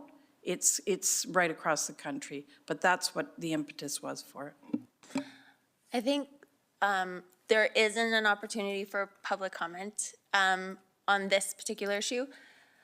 The MGA, as far as I know, doesn't really address it, but OH&S legislation does, and it did raise that when this came up, that there is already legislation in place that we are required to provide a psychologically safe workplace. My feeling is that this just hasn't struck the right balance. It's being used a lot more than I thought it would be used for situations that I was a bit surprised that it's being used. The other thing, and it's like, it does seem to me to be, and I did say this before, really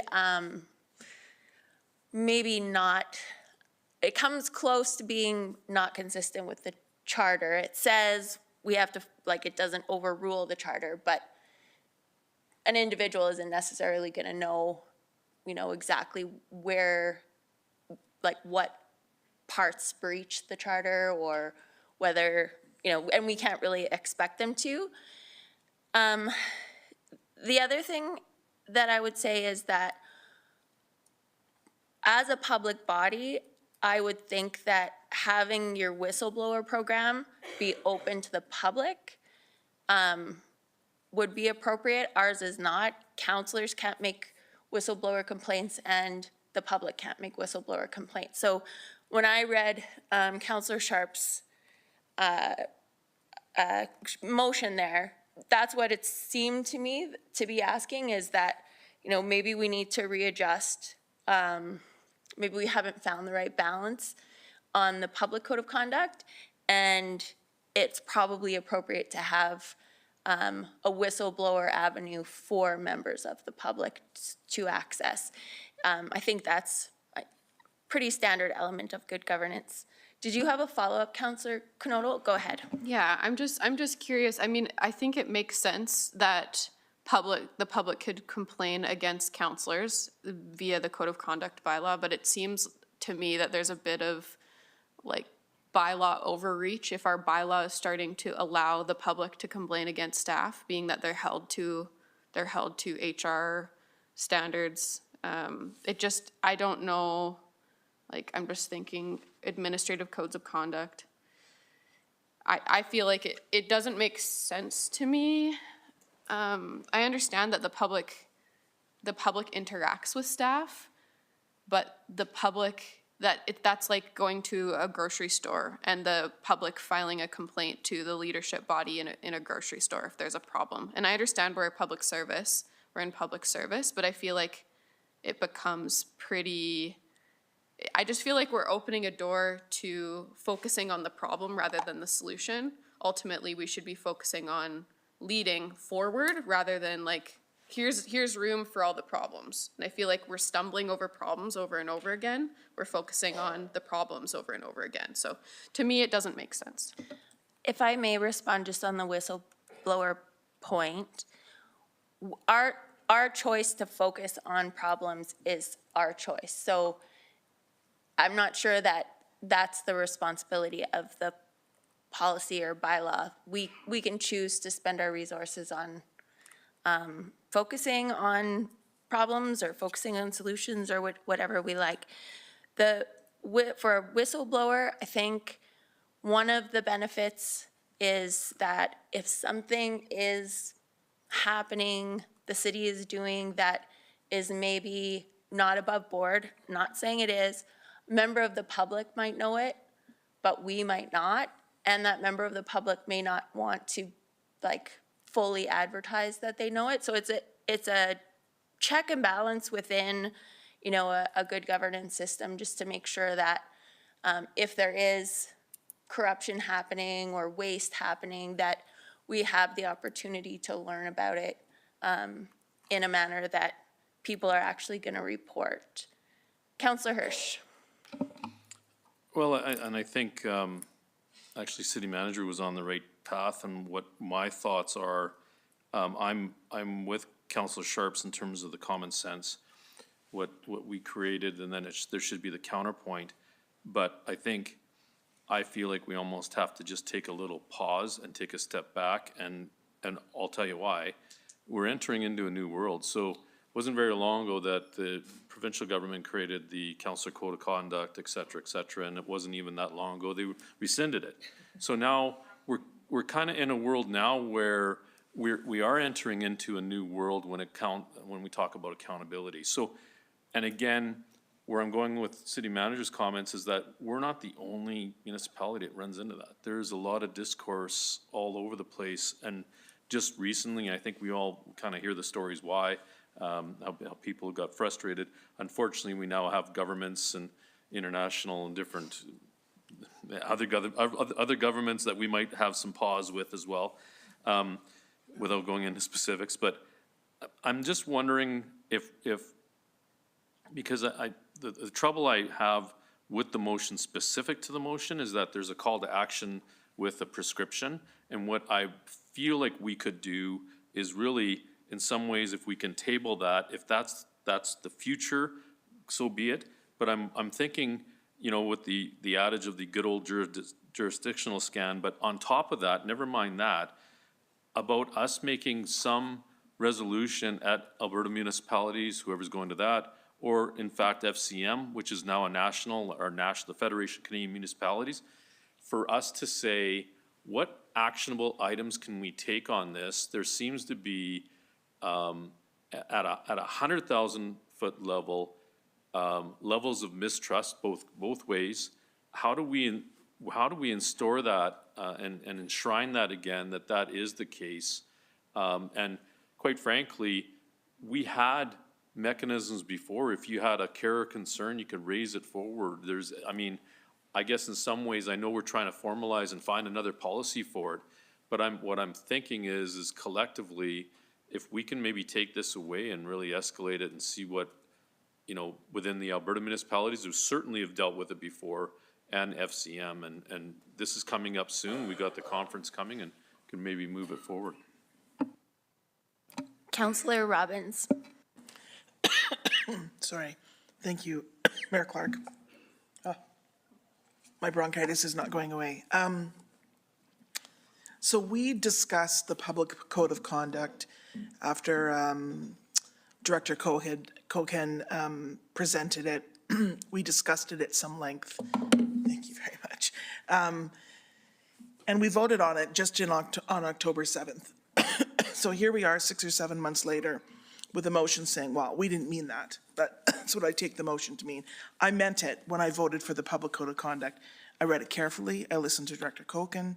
I listened to what was going on within the city, the dehumanization of different members of city staff. There's always been an ability to complain about any member of city staff to their manager, to their director, to their managing director, straight up to City Manager Mitchell. You got a complaint about City Manager Mitchell, then you make it to council.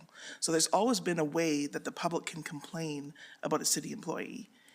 But there was no structure for city employees to be able to say, as public servants, and I've been a public servant almost my entire career, you pick public service as your if you pick public service as your profession for life and you dedicate yourself to public service and you put citizens first, as far as within your own skill, ability, job description will let you, and sometimes your job description won't let you do all of the things you'd like to do to help citizens out, and sometimes it lets you do lots of things because you have lots of discretion to do those things. But if you pick a life of public service, it became increasingly obvious to all of us that there was criticism towards city employees that was unwarranted. It was mean.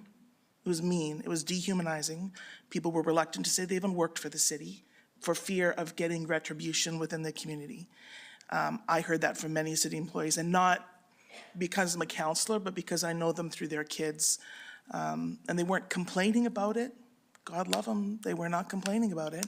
They were just saying that it was hard. And so when we directed staff to make a public code of conduct, they didn't come with it. We directed them to do it, and then we voted on it. And so now this motion is about, we don't like the way they're implementing it. That's how I read it. The rest of the complaints already had a path of that could be made towards any staff member as high as the city manager. So I'm not going to agree with the motion. I voted in October. I trust that the administration is going to implement this public code of conduct reasonably. If there has been, and I think it's up for city manager, because you're the one ultimately who makes those choices, to say, you know, maybe there's been a bit of a reaction because of what's been through. Maybe there's a little PTSD reaction. Maybe not every email requires a public code of conduct response, but some certainly do. And we said, this is the policy. These are the fence posts of what we want conduct of the public towards people who work for the city to be. And I'm not moving the fence posts, especially after I just voted for them in October. So I'm going to not vote for this motion. I don't think it's necessary, and I think we had reviewed it carefully in the fall. City Manager Mitchell? Thank you, through the chair, and thank you, Councillor Robbins, for your comments. I just want to let council know that we always do strategize, and we don't enter into this lightly. Knowing it's a new policy, we've been careful and mindful about how we're dealing with the public and how we're responding. So this has not been reactionary, it's just in place to protect the staff. And when we're applying it, we're not being punitive. We're just making sure that our staff are being protected. And we love the public, we want to talk to them, but we just want it to be respectful on both sides. Thank you. Councillor Sharps? Yeah, I'll just go back to that original meeting. Actually, Dr. Koken at that meeting where we passed this said that they would be back with a whistleblower shortly, and that's never come to fruition. So that was part of the problem with this. I went and watched the meeting that Councillor Robbins is referring to where we voted for this. And my very last comment towards this meeting was to make sure I wanted assurance that this would never be weaponized. We're public servants, and City Manager Mitchell, it was you that said absolutely not. And I have 6 letters in my hand, and there was no swearing, there was no cussing. They were just like, what about this, what about this, what about this? And we responded, and it was from this table. It is not staff, it was from this table. So if my peers are good with that, then so be it. I will always bring it forward. I am not good with it. Our job was never to have a different accountability level and not have to play by the same, we're civil servants. So if we now want our citizens not to ask us questions, that's what we're gonna get. But then they're gonna revolt in different ways. So our job was to listen to them. And whether, I think we sometimes forget that staff are also citizens. So to assume that citizens are anybody that's not working in this building is also very incorrect. So receiving end of that, getting one of those letters when you're a citizen is awful, especially when you read the emails. So that, and we haven't always been in compliance with it. We have a public code of conduct policy, and we have members of the public getting letters that they're just not to contact City Hall for 6 months, and another one just went out, I don't know, last week.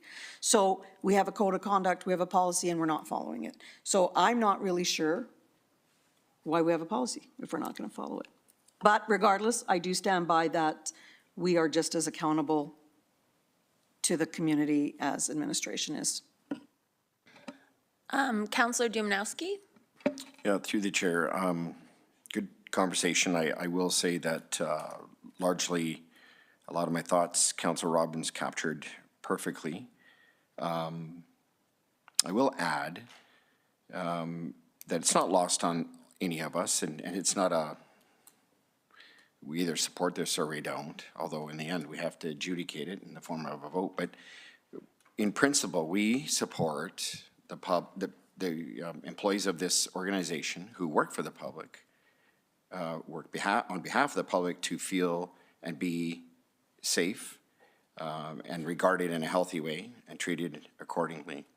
A policy like that should, and I would imagine, and will be used sparingly in very unique circumstances.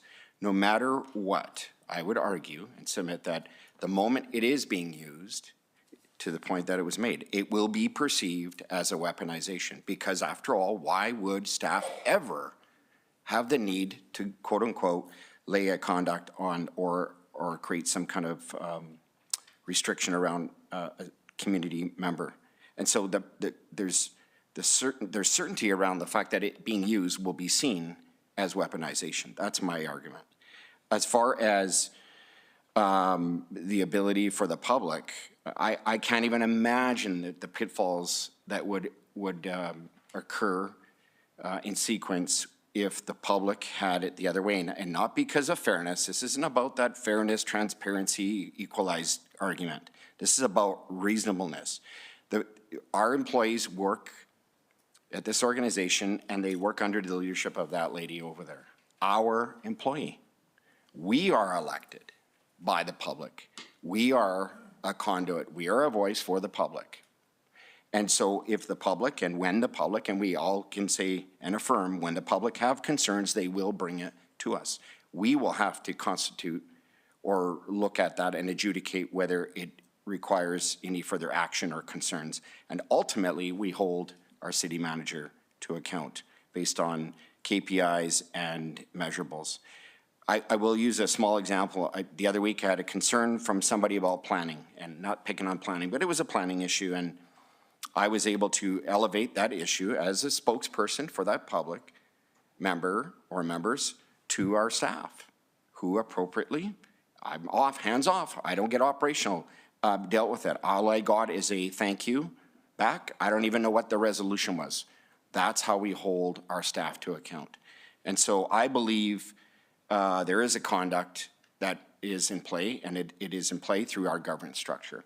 So I support notionally what is being brought here, but I believe it is in play, and for that reason, I will not be supporting the motion.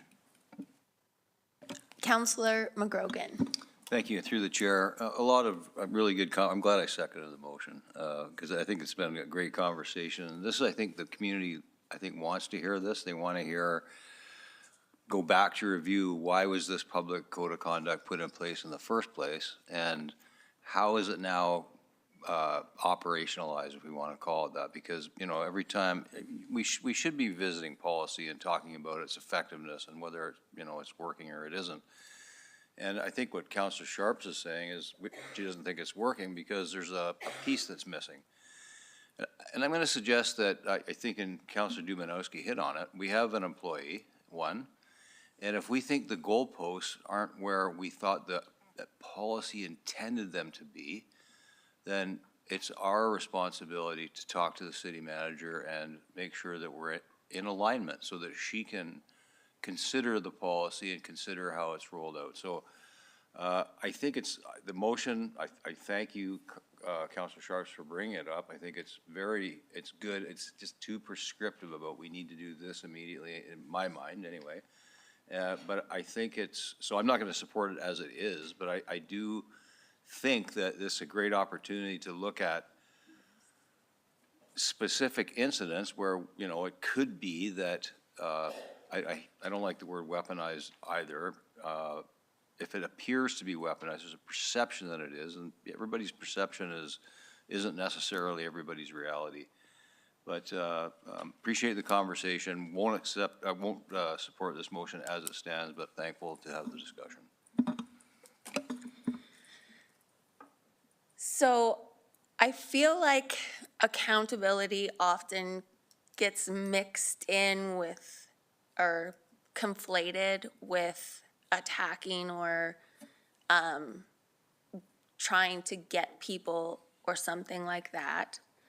A whistleblower policy that is open to the public is just good governance. So it's not about like attacking staff or anything like that. It's about giving people an opportunity to report things to the city that they've seen that's not working right. So for example, you might have a contractor who has something to say about the city that, or their business practices or whatever, but that contractor isn't gonna wanna make a complaint to administration or maybe even council. They wanna make it so that they're not gonna receive any backlash from it.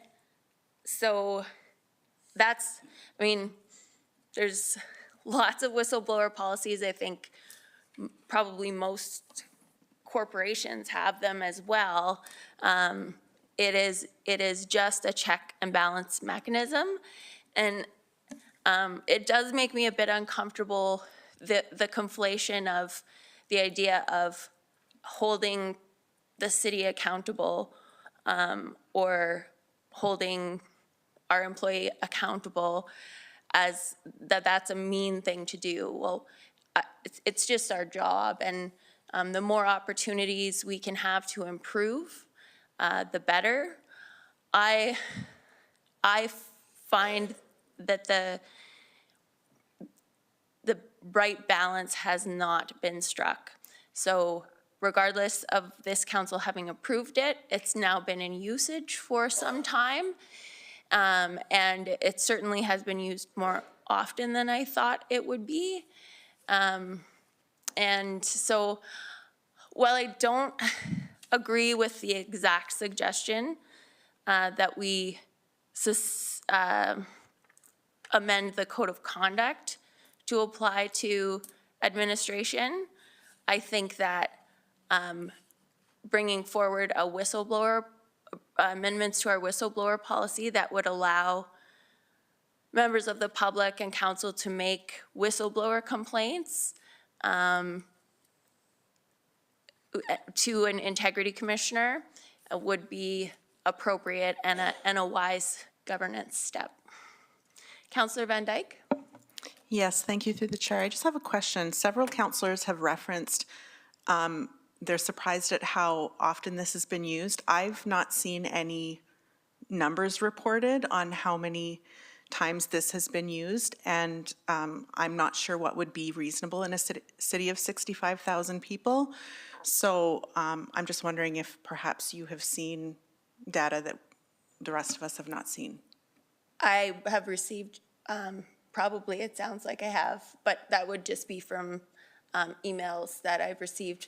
Administration should have the numbers, but I guess I should clarify when I'm saying use, it's not even necessarily that it's just being brought up. So the person does something, it gets referenced to that person, and then that has obviously a chilling effect, but doesn't trigger the process of the policy. Okay, if I may follow up, My question would be then, how do we even know the context in which it's been used? Especially if it's an email that's being forwarded, we don't know what has precipitated that email, what has come before, what the context of it is, what the communication is between the member of the public and the rest of the city administration. So unless I saw hard data regarding how many times it has been used and enforced, or I hate to use the word threatened, but like implied that it will be used, and then what is a reasonable expectation of a percentage of a city of this population, I would have trouble understanding why we would need to change policy when we don't have any hard information to go on. Well, in evaluating a policy, we should definitely have that information. I agree. I think the argument is the same. We don't have data that supports it or doesn't support it. So that is, okay. Councillor Sharps. Yeah, I just want to finalize with, you know what, I'm not going to sit here and do data because that's going into administration. So when I get an email forwarded it to me, I think there was an article a couple of weeks ago that said intent or assume good intent. So why would people lie? So it's not just administration that I'm going to assume good intent on. But when I get an email that's got 30 different people in it, and towards the end it's this saying, just so you know, if you know this conversation continues, this is. I'm not going to call our citizens liars. I do believe that if they forward me an email with all the attachments, I'm going to take it for face value. It's not like they just forwarded me one email. They forwarded me the entire chain, and a couple of them forwarded it to all of council. So you are all aware, unless it went into your junk. And I will say, I completely disagree with this word prescriptive being used. I've read the MGA 100 times, and it says it's very clear the council is to give clear direction.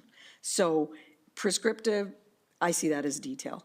So if we want to give very generic, I'm reading the MGA, and the MGA's council's, and you know, the Bill 50 is actually saying the exact same thing. Council needs to be very clear with its direction and what it expects out of council. So we can do that when Bill 50 passes, but we are going to end up, it looks like if it passes, that we will end up being just that, prescriptive, and being very clear.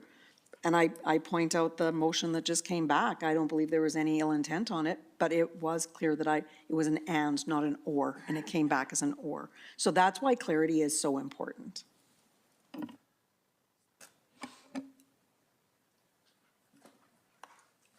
Is there anyone who would like to make an amendment? Nope. Okay.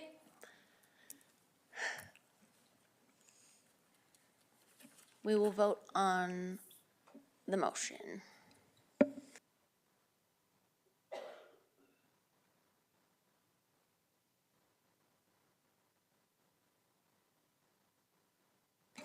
That is defeated.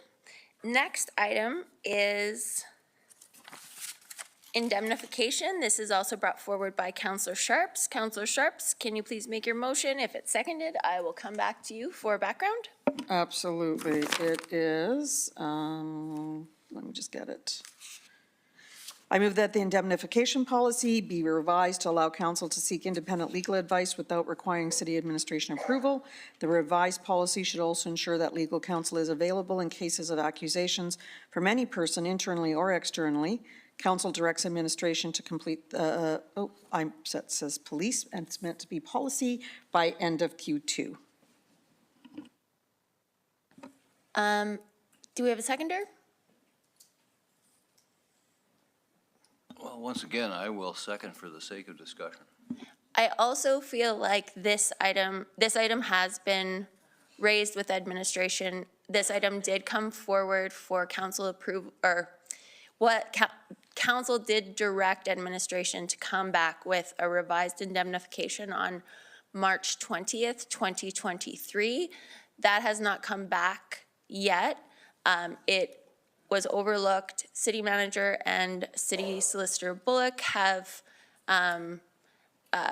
advised that they missed it, and it is intended to come back. City Manager Mitchell.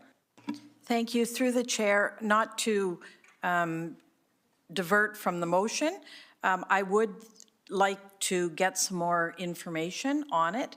You are correct. This was missed. It was discussed at Administrative Committee on November 16th, 2023, but we do have Admin and Ledge Committee coming up. We would like to bring the data back and look at it so that it could come back through the proper process, if you're okay with that, or put your motion forward. So the motion is on the table, Councillor Sharps? Yes, thank you. I would like my motion to go forward. Might as well do any changes we need to do to begin with. So what I wrote down here is City Council must be able to fulfill their roles without undue influence or interference. Requiring administrative approval to seek legal counsel may create conflicts of interest, especially when legal matters involve city administration itself. Allowing independent legal advice ensures council members can obtain unbiased guidance without political or bureaucratic constraints.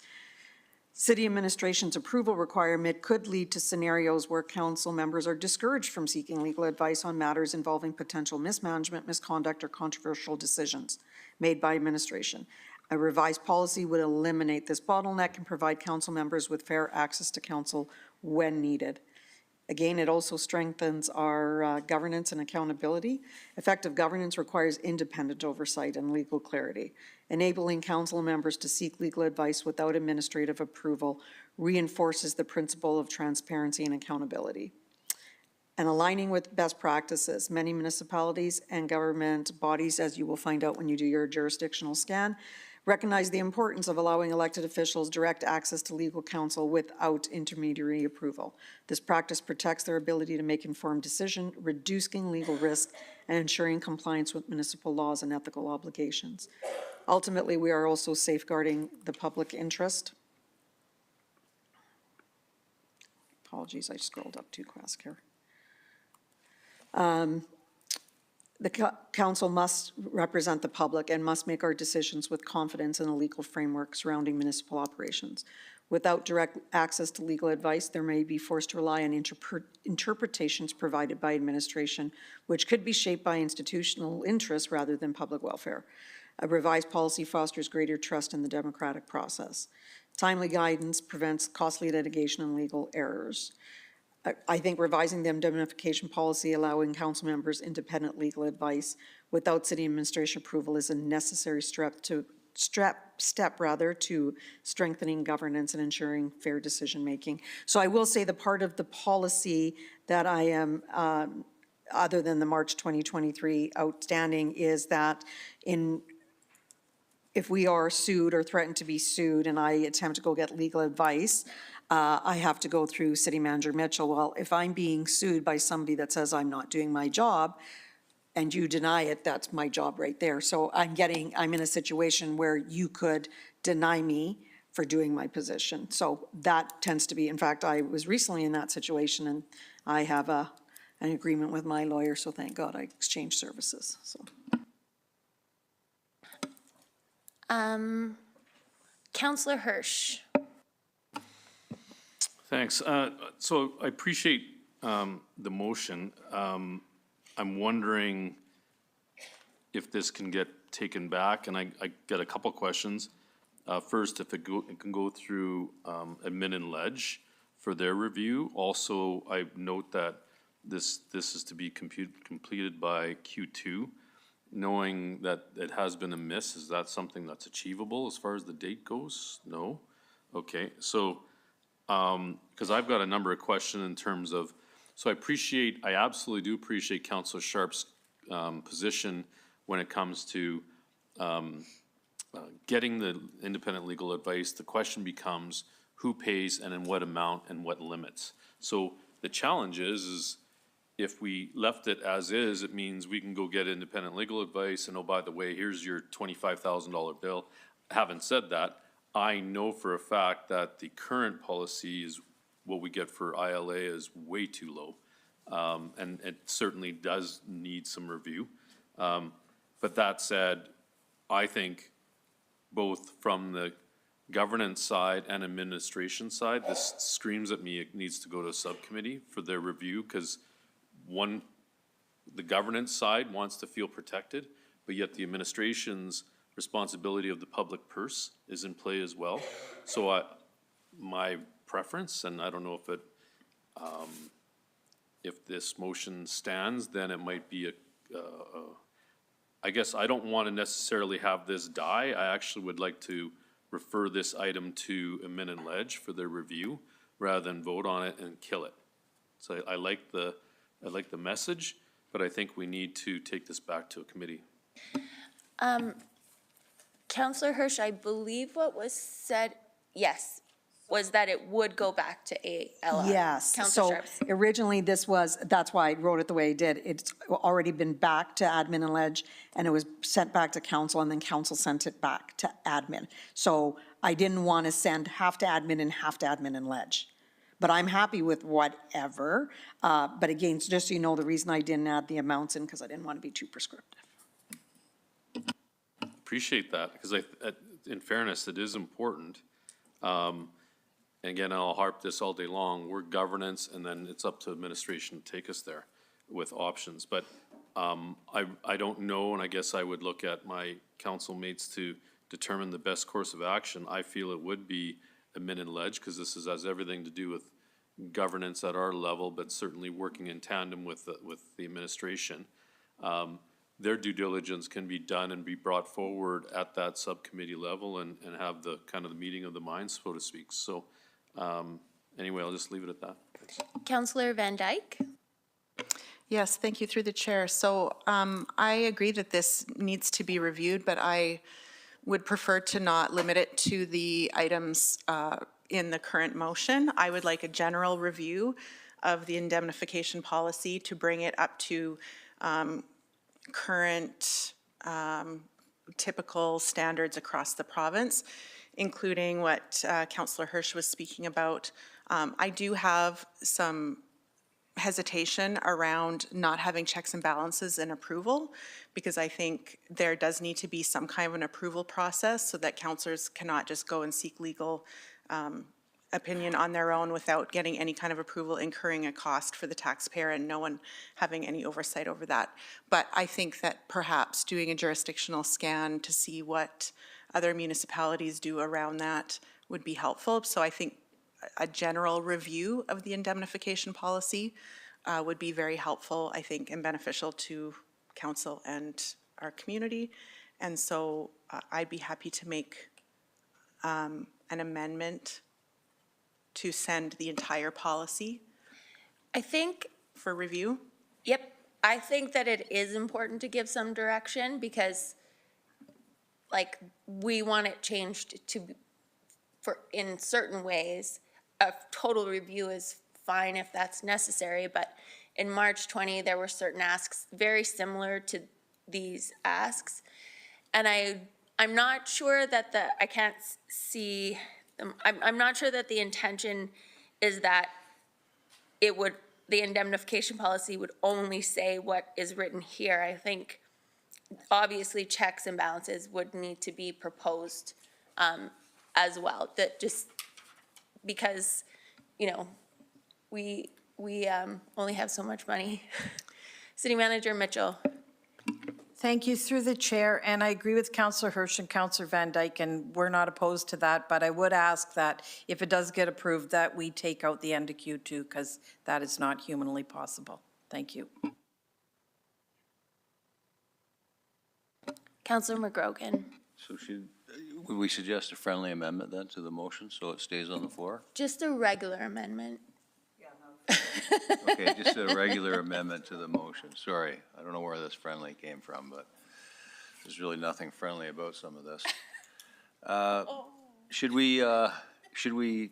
you want me to propose something, or? If you Yeah. would like to, or Councillor Van Dyke mentioned too, Yeah. you're very welcome to make an amendment if you choose.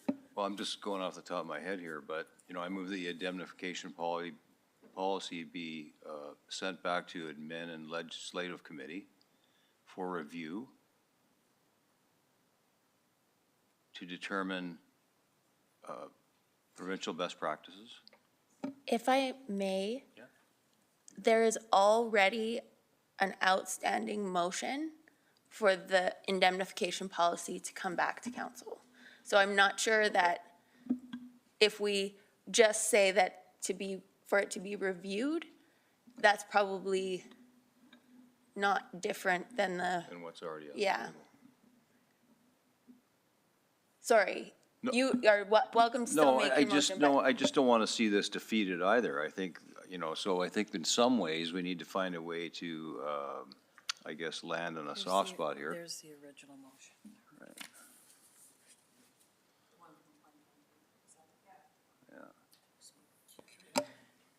so city manager has passed, Councillor McGrogan, the wording from the 2023 motion. So if the And it's motion's from on the me. table, then why would we entertain this motion, I guess? Why don't we just ensure this is followed up? Okay, Yeah, it, so why don't we just change it to the end of Q3, this motion that already exists? Sorry, I want to, may I respond to his Go ahead. question? go ahead, Councillor I think Sharps. you were asking me why, oh, sorry, okay, I just wanted to clarify. Yeah, so, because I've just, a few of us have received a threat of suing, so I want to make sure that I'm protected. So that's why this is back on the table. So when I went to find out if I could get legal indemnification, the answer was I'd have to get approval. Well, that wasn't going to work, so I had no choice. City Solicitor Bullock. Good evening. Just with respect to the 2023 motion, from my perspective, it would be helpful to refer that back to ALR committee because we did have some questions about it, about what council's intent was with part of that motion. And to get some clarity on that would be very helpful from my perspective. There was a lot of discussion during the meeting as well, so watching the video would provide some clarity as well. Not saying that we shouldn't send it back to ALR, but it was a very lengthy, it was a big discussion. So from City Solicitor Bullock's perspective, sending it back to ALR would be preferable. Why? I guess to City Solicitor Bullock's point is if it was not clear, that's what I'm trying to achieve right now is some clarity. So we go from too prescriptive to not clear enough, and I'm just trying to find that happy medium so that it is clear. Because I agree, I went back and looked at it too, and I don't think I think you have to watch the video to figure out what we were doing. The motion in itself wasn't. So I agree with you 100%. So I'm trying to bring some clarity to that. But times have changed and it's been 2 years and so things have happened. So I'm just trying to push this forward very quickly. I would suggest that if Councillor McGrogan wants to change it to Q3, administration could, in response to this motion, certainly bring an item forward to ALR for further discussion and elaboration. We don't necessarily have to direct that, but if clarity is needed, that is something that they could do.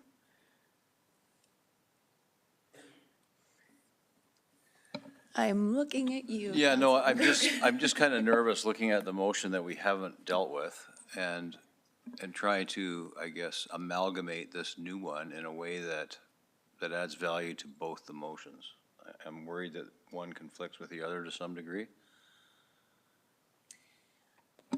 I'm not sure there's conflict. Could they be additive? Could this just be an addition to the motion on March 20th, 2023?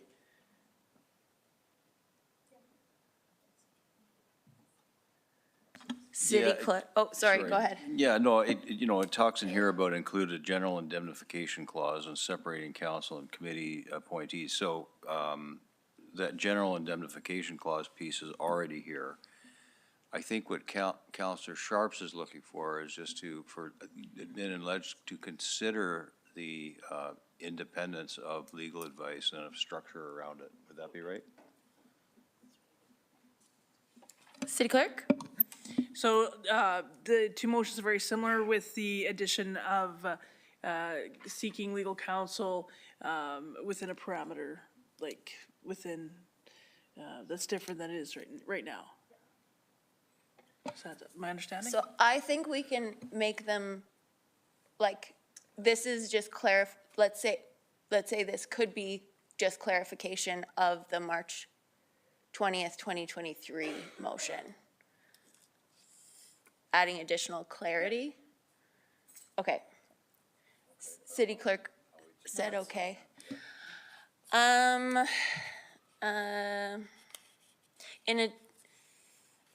So the last one says, if I may, I know that's my email, but,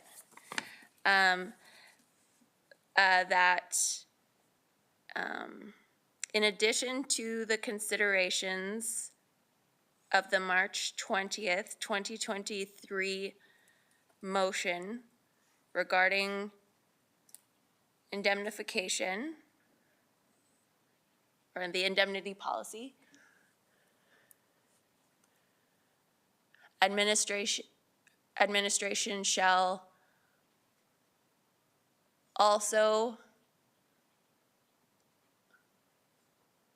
include provisions for, and then copy and paste counsel to seek independent legal advice down to Q3.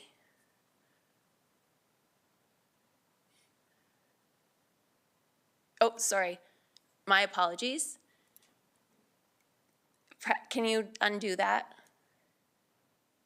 So the entire content from counsel to seek independent legal advice to the end of Q3, move that after 4.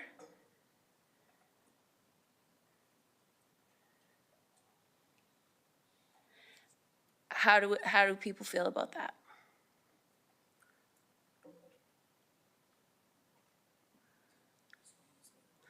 The indemnification policy be revised.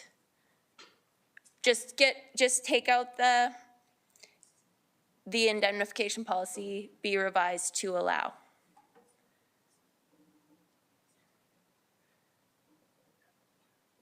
And delete that, and it is council directs administration to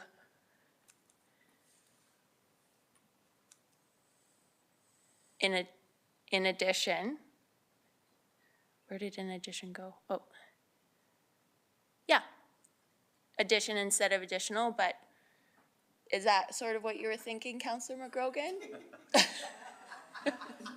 That's definitely what you're thinking. Well, I'm just going to quickly review it, Mayor Clark, sorry.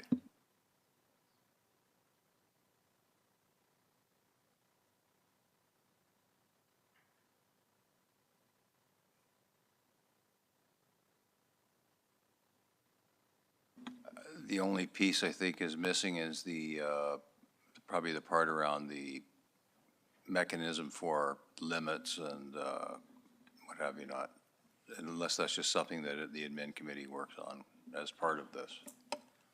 I feel like that's a given, and it will come back to ALR. Okay, do you want me to read this revised motion? I would like you to make the revised. I will make this revised motion, which was to recommend that council directs administration, in addition to the considerations of the March 20th, 2023 motion regarding the indemnification policy, administration shall also include provisions for council to seek independent legal advice without requiring city administration approval. The revised policy should also ensure that legal counsel is available in cases of accusations from any person, internally or externally. Council directs administration to complete the policy by the end of Q3.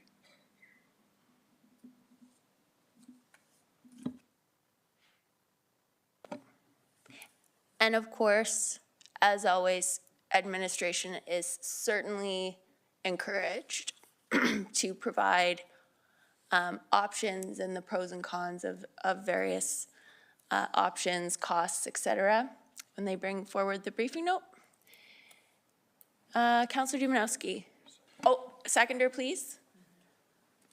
Yeah, no. Amending the motion to say that.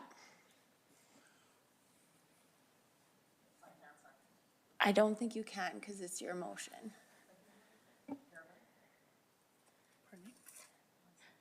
We need a seconder. I'm not sure why this isn't getting. Yeah? So no one wants to second this? Okay. Counselor Dumanowski? Oh, through the chair, there's no seconder. I don't need to speak to the motion. Thank you.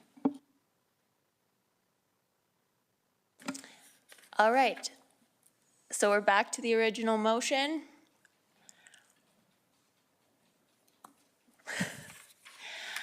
And I can't second things, so I'm not seeing any further speakers.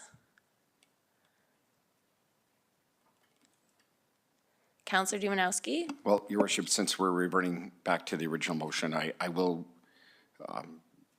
essentially say that the reference to the amendment that didn't move forward is in play. We've already heard from our solicitor and others that there's some questions of clarification around that. We've heard from councillors around the table, which I agree. In principle, we need to look at that indemnification policy, but I was not going to support their revised or amended version, nor will I support this because it's already too prescriptive in the form that it says without staff approval. And I think we all agreed, or we should agree, that this needs to be unpacked. And this isn't about personalizing an approval through City Manager Mitchell. This is about the position and what are the bookends in relation to that. Is there a cost component? Is there what are the checks and balances? Someone said. So for me, the current motion that was referenced is already in place, so that will be satisfactory for me because it will allow staff through the committee to expedite or move that forward and have those kinds of natural conversations that I think need to be had before we get even slightly prescriptive, and never mind too prescriptive. So I will not be supporting this. May I ask when we'll have those conversations? Like I'm just wondering, I feel like we're having the conversation now. Is there another, were you intending to wait until the amended policy came back?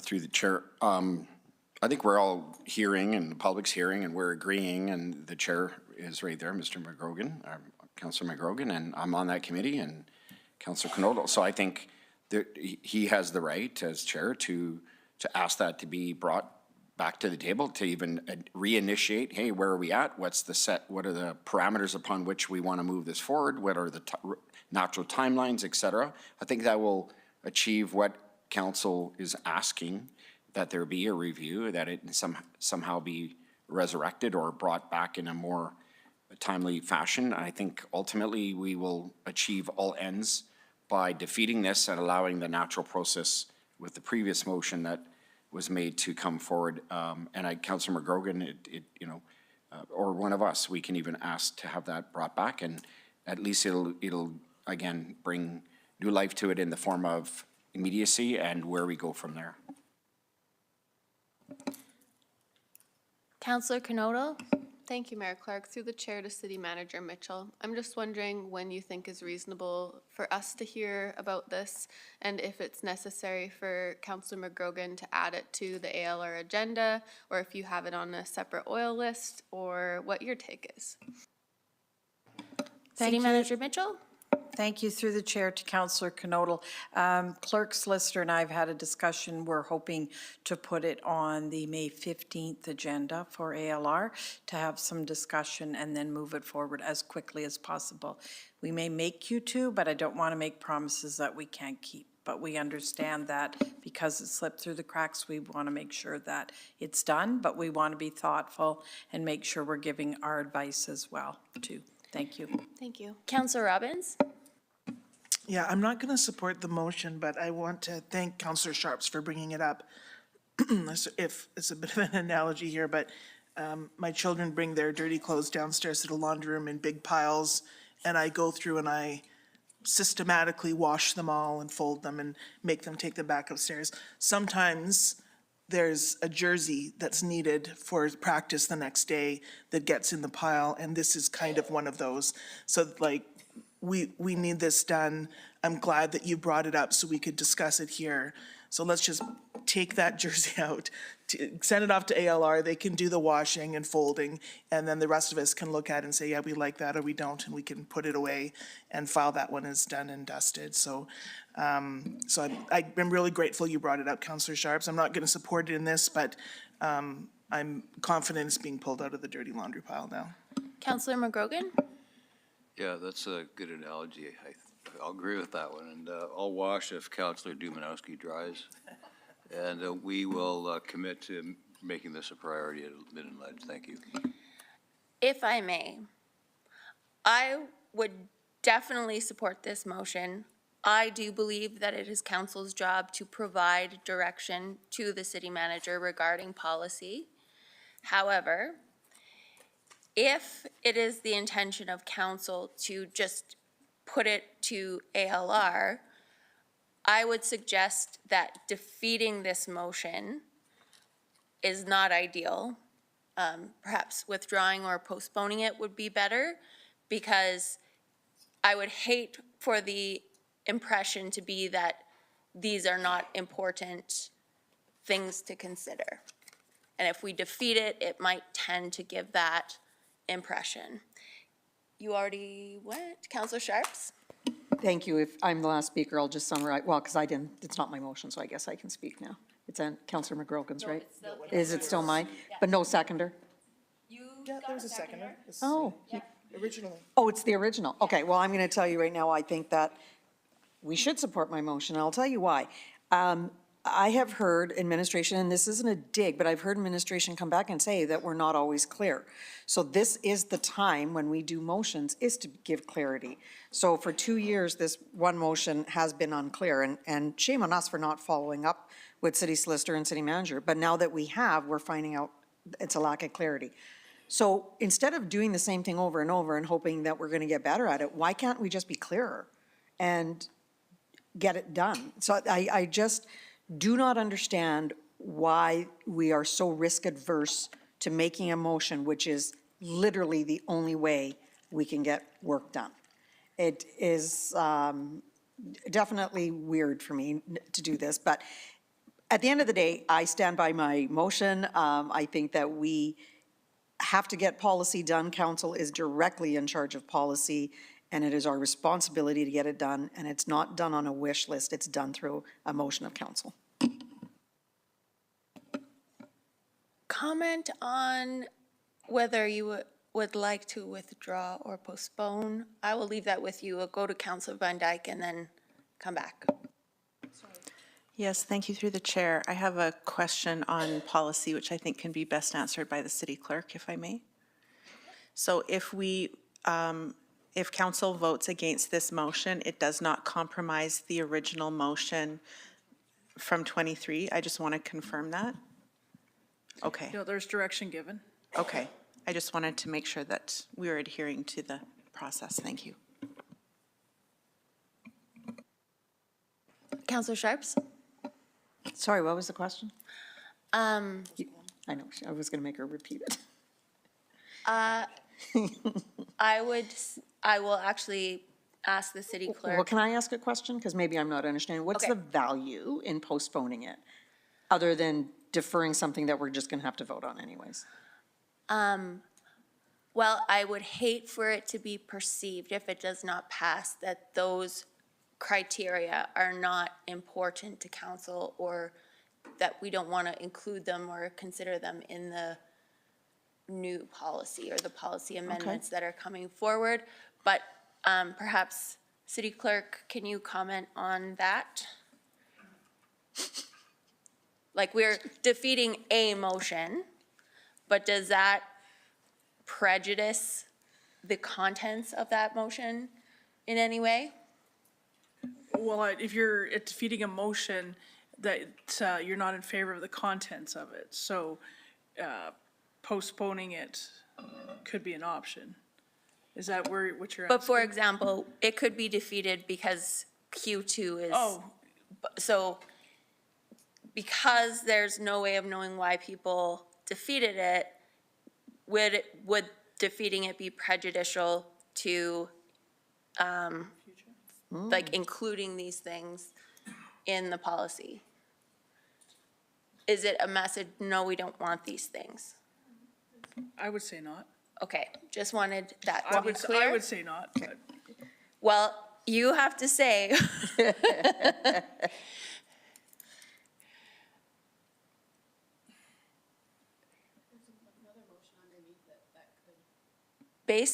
Basically, Through the chair, yeah. basically, if administration agrees it's not prejudicial, then it's not prejudicial. I agree. Okay. Are you feeling uncomfortable with that? No, I'm fine. Okay, I'm fine. okay. Counselor Sharps. So the only thing you're asking me is if I want to withdraw it, in the reasoning being, if I understand you correctly, is that we don't want to send the message that this isn't important to council. So I'm dumb, I guess, but if it's important to council, why not just vote for it? And we have had confirmation that it would not be prejudicial, so we certainly can. And seeing no further speakers, we will. Okay.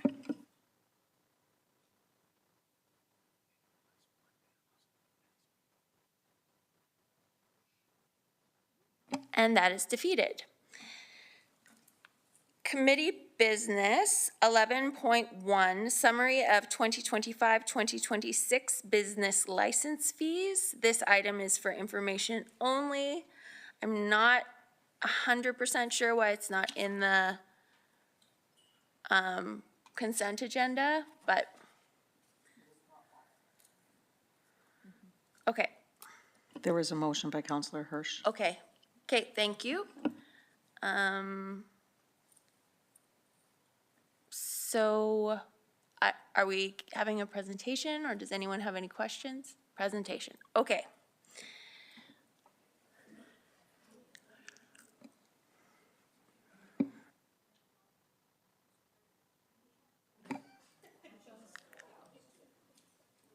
Managing Director Bohan. Thank you, Mayor Clark. On February 3rd, through motion 2025/026, Council directed administration to review the business licensing fees in bylaw 2339, specifically highlighting any changes that resulted in increases greater than inflation. So tonight, we have Director Popov, Manager Systems, Superintendent Champagne, and Business License Coordinator Hoffman here to present for your information.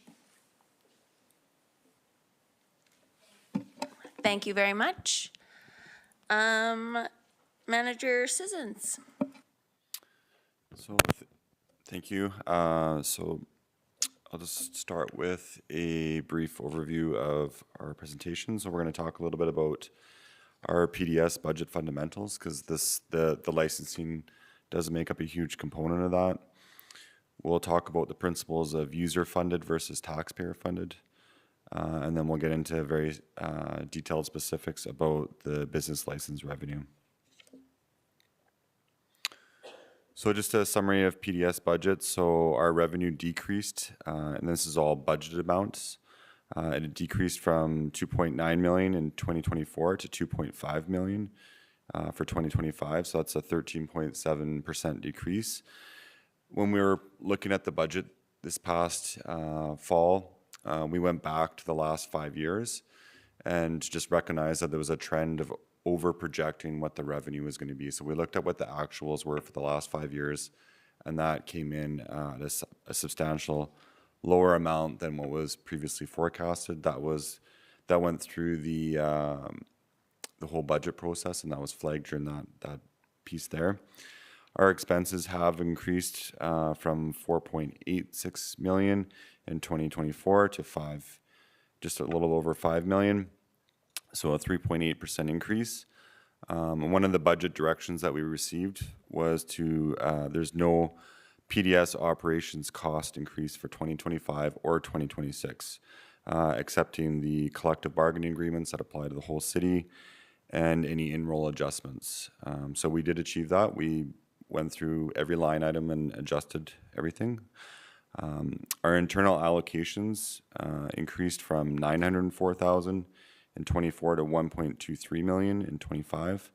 So that's a 36% increase. So to explain what internal allocations are, it's what other departments charge our department. So I've listed several here, such as IT, City Solicitor's Office, People Services, Environmental. We don't have influence over what those charges are, but they do impact our overall budget. So this equates to a net financial position of negative 2.85 million for 2024 and negative 3.769 million for 2025. So the general budget direction given to our staff was to increase revenue where possible to assist in reducing the overall budget deficit. So user-funded versus taxpayer-funded. User-funded would be things such as development permit fees, safety code fees, subdivision fees, and business license fees. What is taxpayer-funded? It's the total net loss after all those fees have come out of our department budget. So we refer to this as a zero-sum situation. So if we raise fees, that helps with the decrease in the requirements for taxes. But if we lower fees, it's going to increase the amount that we have to draw from the tax base. So in 2024, the user-funded and tax-funded was split basically 50-50%. In 2025, user-funded has dropped down to 40%, and tax-funded is 60%. So going back to that drop in the revenue projection. So that means that even with our increased fees, taxpayers will be subsidizing 60% of the cost of PDS, operations, and service delivery.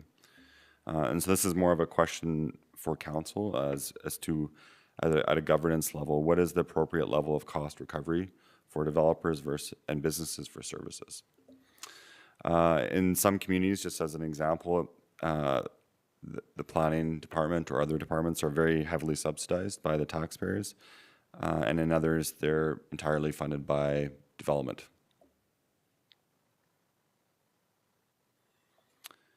So our business license revenues increased from, as mentioned, this is the budgeted 756 in 24 to 854 in 2025. So that's a 13% increase.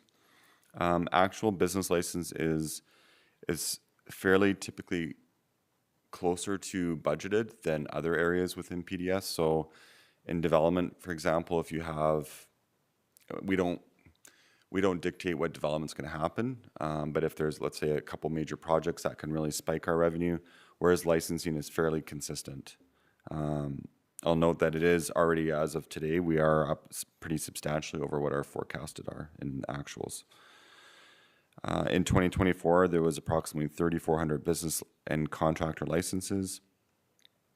In 24, that made up 26% of PDS revenue, and 25, it's expected to make up 34% of PDS revenue. Unlike other statutory requirements, such as like having a land use bylaw or a municipal development plan, a municipality is not required to have a business license bylaw. Why do we have our business licenses and the bylaw? It's to ensure the health and safety of the community. So this process ensures that required permits and other city regulations, as well as provincial requirements, are met. So just the next component is an analytical approach to the factors impacting our fee update. So we had fairly high levels of inflation over the past several years. And that's, if you look at just the general economy, households, everybody had high inflations. On the municipal side, as we saw through the budget process, we often see levels of inflation much greater than normal. In the briefing notes, we referenced 6.7%, I believe, or 6.4% was if you look at the CPI, but as an example, our main software that we use went up 7% last year alone. So we do see increased inflation above the average. Cost recovery, as I mentioned, we're looking at trying to keep up with ensuring that cost recovery is somewhat balanced. There's been substantial increases in expectations for things such as public engagement, the volume of inquiries we've been receiving, We've seen a huge spike in appeals, disputes, complaints, and just general pushback on a lot of regulations over the last several years. We've seen increases in requirements for enforcement. So that's in the business licensing area. That would just be businesses coming into the city, opening up without any license checks. Changes to the overall structure of the fee table. So as part of the budget, there was a bylaw amendment that came forward that substantially simplified the way that our business licenses are determined. So we went from several pages of different fees to a simple 5-level tier system. And the elimination of our e-permitting surcharge. So when we brought in our electronic permitting system, that was paid through an internal debenture, and that's now been paid back. So that was a 5% charge on all permits for many years. That's been paid back, so we've eliminated that. And an increase in service level requirements.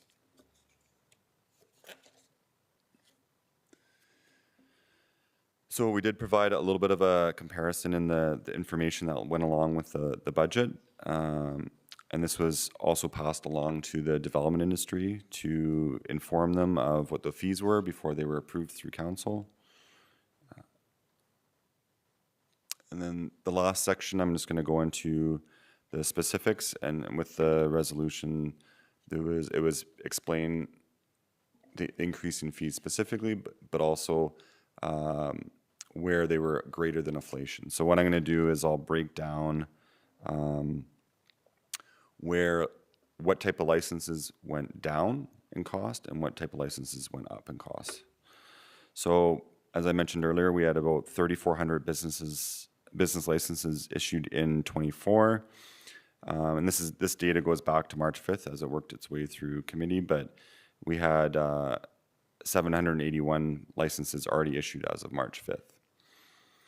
The median business license fee for 2025 is $200, so about 73% will pay that amount. The average business license fee for 2024 was $240. And in 2025, the first part of the year, it was $281 for an increase of 17%. We do have as part of that bylaw amendment, we introduced a new 3-year tier option. So for businesses that have been around for a long time, we thought that if we introduced a 3-year option for them, it saves us administrative work, and we can pass those savings on to them. So a new customer under that, Tier 2 would pay $500, which equates to only an average of $167. So if that's selected by those 3/4 of businesses, that could be a decrease of approximately 30% in their fees from 2024. So going into home businesses, that's 748 licenses. In 2024, the cost was $220. And in 2025, it's $200. So that's a 9% decrease. So, and they can also opt for the 3-year license option, which is only $166 per year, so a 24.5% decrease. So in 2024, just to explain why it was $220, is because they were charged a home business in the old fee schedule as whatever their business was, plus another additional charge for a home business. So that was all simplified through the new bylaw that was approved. And it's one of the things that we do support, as it does encourage a lot of businesses to start at a low cost at home and then hopefully graduate into a more established commercial location. Regional businesses. So this is anything that's located outside of city Medicine Hat limits, but within 35 kilometers. So Redcliffe, Dunmore, Irvine, 7 persons would fall under this category. There was 133 in 24. This was another area that was updated as part of the business bylaw update, and it was requested through our IMC and in dealing with our municipal partners. So in this particular case, it went from 230 in 2024 down to 200 on average, so 13% decrease again. Again, there's also the 3-year option, which would potentially deliver a 28% decrease. non-resident contractors. So this is, if you can imagine like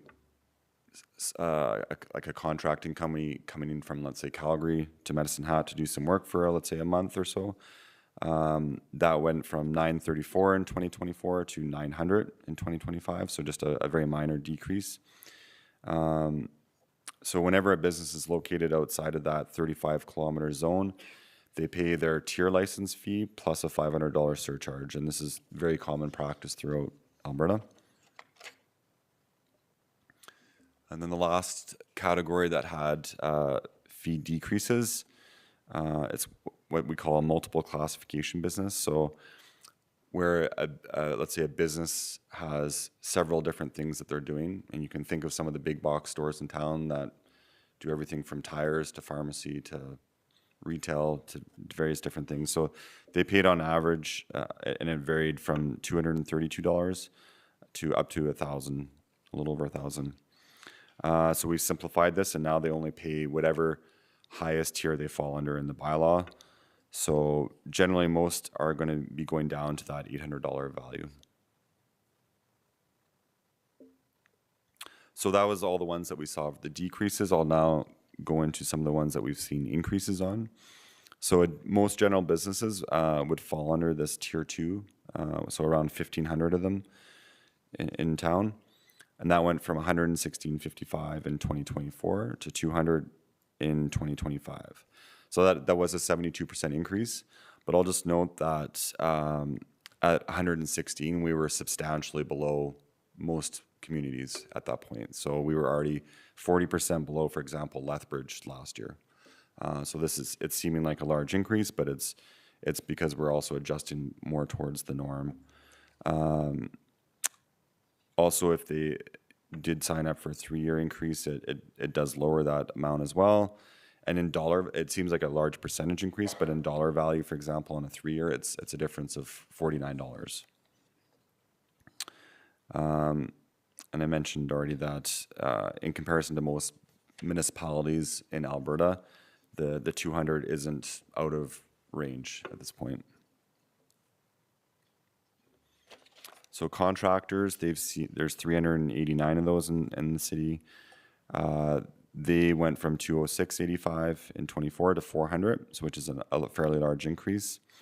If the contractor was operating as a home business, which is actually fairly common, that fee would then be, last year would have been 311, so it would have just resulted in a 28% increase. If they do sign up for the 3-year license option, they can lower their rates again. One of the reasons why this one has gone up a fair bit is that we do receive, going back to that enforcement piece and complaints, a lot of the complaints are driven by a lot of the contractors that operate out of their homes. So they have multiple trailers, they're storing equipment or materials on site. So it does drive a lot of our complaints. And just going back to a cost recovery model.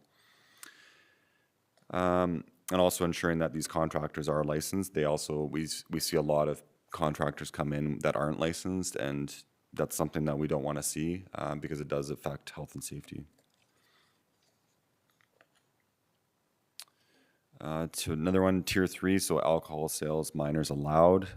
It saw a fairly minor increase from 332 to 400. So this would be a lot of restaurants or bars that also allow minors in there. And if they do sign up for the 3-year option, as an example, it's a 0% increase from last year. Minor or alcohol sales, no minor. So this is more of like a nightclub or that type of thing. There's only 20 of those. That went from 332 to 800. Again, these types of businesses drive a lot more complaints than the typical retail store, that type of thing. There is no, once you get into the tier 4, there's no options for 3-year because we tend to monitor them more on a yearly basis. Other examples of businesses that are now classified as tier 4 that were paying fees that were higher. So some of the large format retailers are now in that class 4 category. Cannabis retail stores have come down quite a bit from their original fees that they paid. So that's kind of the summary of which ones went down, which ones went up. So this information was prepared in response to a city council motion that council direct administration to review the business licensing fees in bylaw 2339, specifically highlighting any changes that resulted in increases greater than inflation. So out of our businesses, 43% should see a decrease in their fees, 58% should see an increase. And again, there's those 3 options to that are available to decrease the fees. So far this year, we've seen about a 10% uptake on that. So it's gaining popularity, and a lot of the more established businesses are pretty happy with it because it does also hedge a little bit against future inflation and increases. And these last 2 points I'll just highlight is that we don't determine what is the right balance for our fees. So that's between user-funded versus taxpayer-funded, and we view that as more of a city council governance function. And city council can direct PDS to prepare any bylaw amendments in whole or in part to the business license fee schedule as required. And PDS would prepare, if directed, a budget amendment request if needed to account for any lost revenue that was already accounted for in the budget and any resources that would need to be reallocated to any changes. That's my presentation. Thank you. Did I miss this in our package? The presentation is? No. Can we get a copy of the presentation? Thank you. Councillor Hirsch. Thanks. I guess through the chair. So on Councillor Sharp's motion, which is that, I think what we were looking for is an understanding, and I hearken back to, actually, I'll just back up a second. So what started this is I was receiving phone calls probably in the 20 businesses that you speak of. So they all called me and said, what is this? So I'm wondering, and I hearken back to the same challenge we ran into when certain buildings or taxes within the city of Medicine Hat changed very abruptly and increased into a big number. One of the remedies we had for that was a policy that said if that change is to go any greater than a certain percentage, that person gets contacted, explained, that sort of thing. So you can imagine the business owner's surprise when they go and put in their business license, and I'll speak to this. The one business that reached out to me, it was $112.35 in 2023, $116.55 in 2024, and $800 in 2025. So they opened it up and they went, $800, this is whatever the words that they said is not available for us right now. And they reached out to me and they just want to get an understanding why. And I think this is maybe where another direction could be in terms of reaching out for any, and I don't know, you had mentioned 20, so I'm thinking, if that can be something that can be handled. But I guess we have a citizenry and a business groups that are saying, hey, I just got a big bill. I don't understand why. I know we went through it in the budget. I know, so I appreciate the summary that you gave us in terms of the budget impacts and all that stuff and the direction of council and maybe administration to find in everyone's words, increased revenue where possible. And I understand that, but I almost equate it to me being a banker and I'm gonna go, well, we need more revenue, so I'm gonna go prime plus 20 on any loans that we do going forward. And people, of course, will say, you're out to lunch, Darren, I'm going to another bank down the street. The challenge is that now the business owners are going, well, wait a minute, I've got this massive increase, I can't just go to get another provider when the city of Medicine Hat is the business issuing authority. So I understand that, I understand the search for revenue, I understand all that stuff, but I guess what I look at is what in the world of appropriateness is something that we could withstand from a market point of view, from that, in terms of that business person to understand. I absolutely understand all the presentation, and you did a great job, of course. I do understand that, but I hear internal transfers and they're charging us more money. It's kind of not the business owner's problem. It's maybe something that we need to take a look at from internal charges and that sort of thing. What I look at is what's fair and acceptable, and not necessarily look over the fence and see that municipality's charging, you know, we got to be the same way, because I think in some ways we have to understand what makes up our charges, and you alluded to that. But you can't help the frustration when a person opens up the envelope and it was like $100 and some and now it's 800. And I can forward you the information, I can forward you the contact information. There was 2 people in particular that, quite frankly, were in your tier 4, as I now understand, and this item has been, I remember this item and now got back up to speed on the tier 4 bit. But I'm just wondering if there's an ability for us to look at it from the rate perspective in terms of, like, that's not even doubling. I won't do the math, but 116 to 800 is shocking. So that's what I'm looking at. I know it's all relative. We're saying about 20 businesses come into that camp.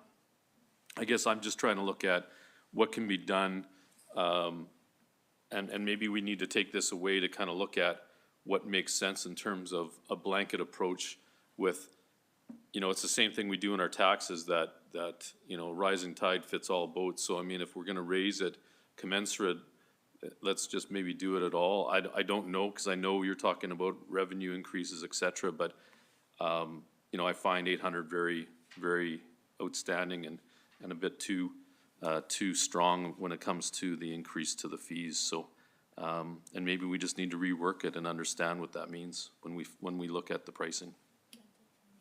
Gentle transition, yeah, thank you. Councillor Sharps. Yes, thank you through the chair. I wanted to make sure I completely had this right, Manager Assistance, if you don't mind. So when I went through this, regional businesses dropped in pricing. Home businesses dropped in pricing. Is that correct? Both of them were dropped. I did not misunderstand that.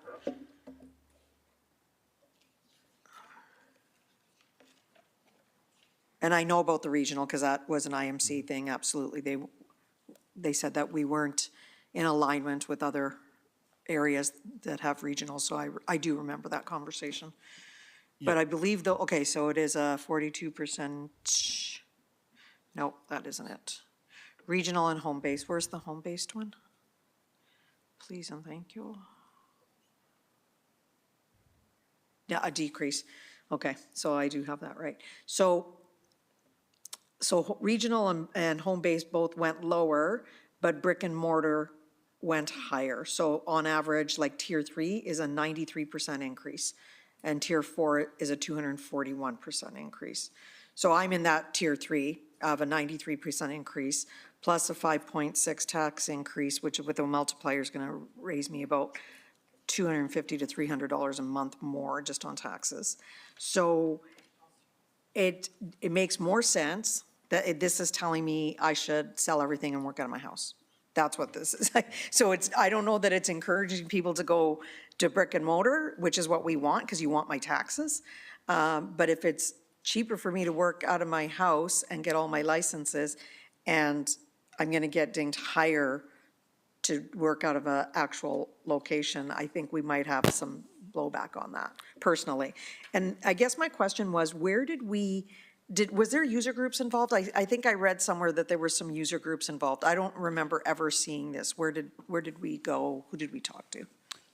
So just through the chair to respond to the first part. So business, like a home business now falls under the same category as your general business. So that's why they're now 200. So home businesses before actually already paid a fair amount. I'm bad, okay. Versus a general retail or an office was paying 40% below most municipalities' rates, right? So they've gone up, and it seems like a large percentage increase, but it's, as I mentioned, it's an $83 increase, right?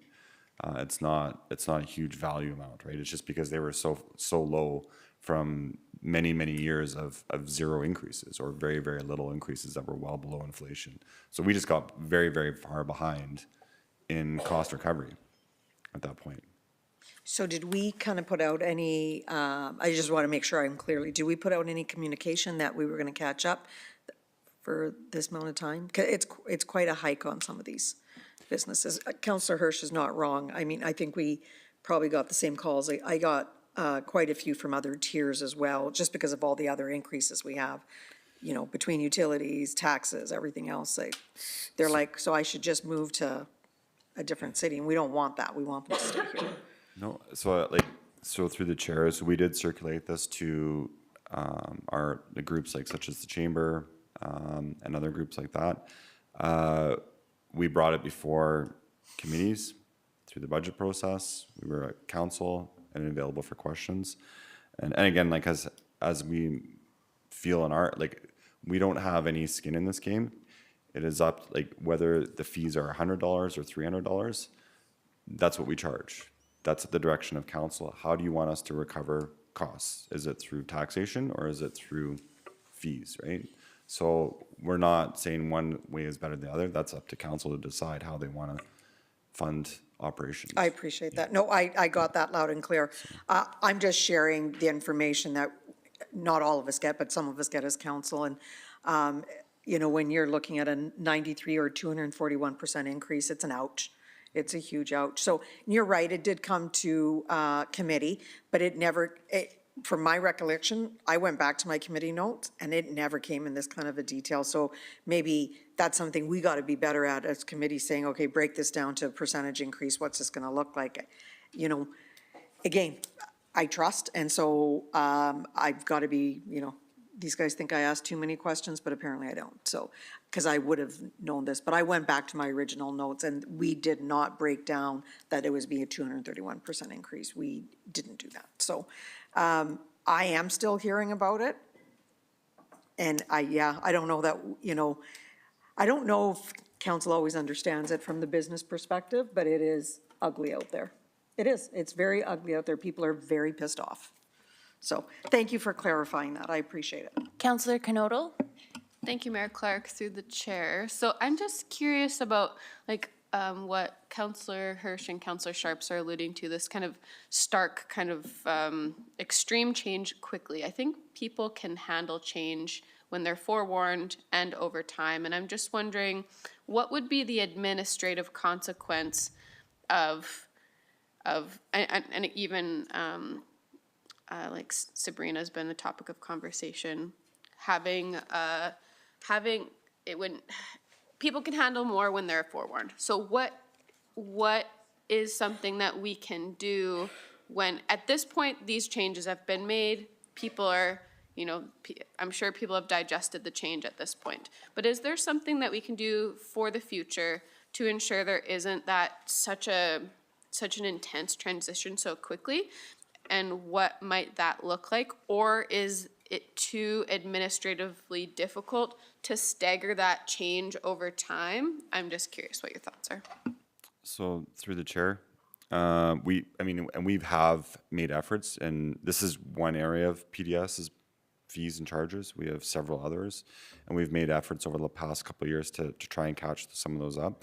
So in some areas, we already have caught up to what is a reasonable cost recovery amount. This was one area that was just substantially far behind, right? And so just as an example, like if we would have just gone with the 6.4% inflation on what our previous fee would have been, we would have been short several $100,000, which would have equated to a point, I think I have a 0.4% tax increase just from that alone, right? So that's what these increases are covering, is that tax increase, right? Knowing the balance between non-res versus residential taxes, some of these businesses would have seen that through that anyways, right? So. Through the chair. So I guess my curiosity is these rates are changed. Like, I'm trying to just frame it, like you couldn't change it month by month. Like it kind of has to happen annually, right? Does it have to happen annually, or could you stagger it in Q1, this is your increase? Just because I'm thinking about the human brain being rigid, right? Ultimately, people get resistant to change, but if you could stagger over time, at least there'd be like, okay, now I can prepare for the next couple of months. But I assume just the way that our processes are, that would be probably not possible, but you can tell me. So through the chair, we do prepare these on a 2-year cycle. So we've got 2025 and 2026 prepared. And that's just because we don't try and go too far out in forecasting. But if we started to say, okay, it's phased in per month, then you're going to start to see businesses saying, well, I'm just going to wait and hopefully get a better deal or something. So it's, you could stagger the increases differently. But again, it just comes back to then the draw on the tax amount is going to be higher for the, so if we, let's say, lowered it to $160 increase for a general business, that's fine, but then that drives a 0.2% increase on the tax. So again, it just comes down to how does council want to recoup the fees for PDS? Appreciate it, thank you. Councillor Robbins? Yes, thank you, and through the chair, thank you for the presentation. I thought, sort of starting with the pressures, the economic pressures that are on the department to begin with, and how it's sort of, income has been overestimated for a long period of time, and you're now sort of reasonably adjusting expectations, made a lot of sense to me. So I'm glad to have that information. I thought it was very helpful to have. I just wondered if within the department itself, if there's less income in the department, this was in response to try and increase revenue. Like any budget, you have to increase your income or decrease your expenses. That's the only way you're going to balance it. What has been done to decrease expenses? You referenced like the cost of other city departments and paying those transfers. Is there anything that has been done on that side in addition to this? We're going to have to do both, right? Because there's a big budget gap there. And I understand that. I'm not being critical of this. But like, just so the community understands, has there been movement made to lower the costs in the department as well so that gap isn't as significant? Yeah, so through the chair, as was flagged at the beginning, we had 0% increase for 2025, 0% increase for 2026. So that's moving and going through the budget down to literally $100, moving from here to here, because that was the direction we were given. We couldn't increase our expenses beyond what we had in 24, and we did that.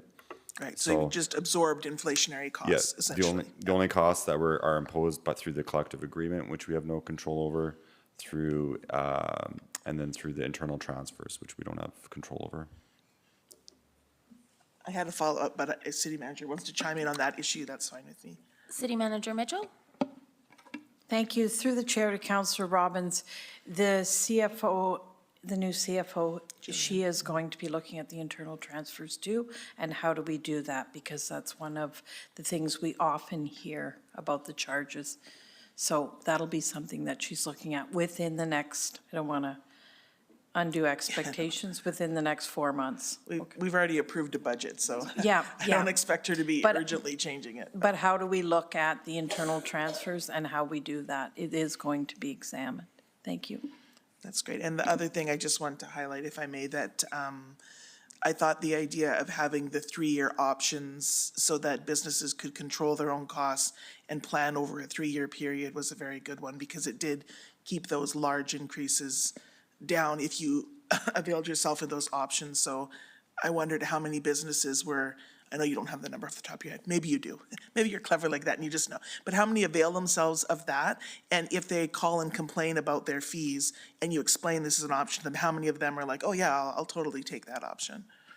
So through the chair, we're seeing 10%, but it is increasing. On any renewal notice that does go out, we do flag that as you can save by doing this. On any contact that we have coming in, we also flag it again as well, just as, because the businesses that have taken it do see this as a good savings, because it's not just potentially a decrease from what they paid last year, but it also hedges against 3 years out increases. So in our next budget cycle, we'll have to have increases as well, right? Because there's increases next year.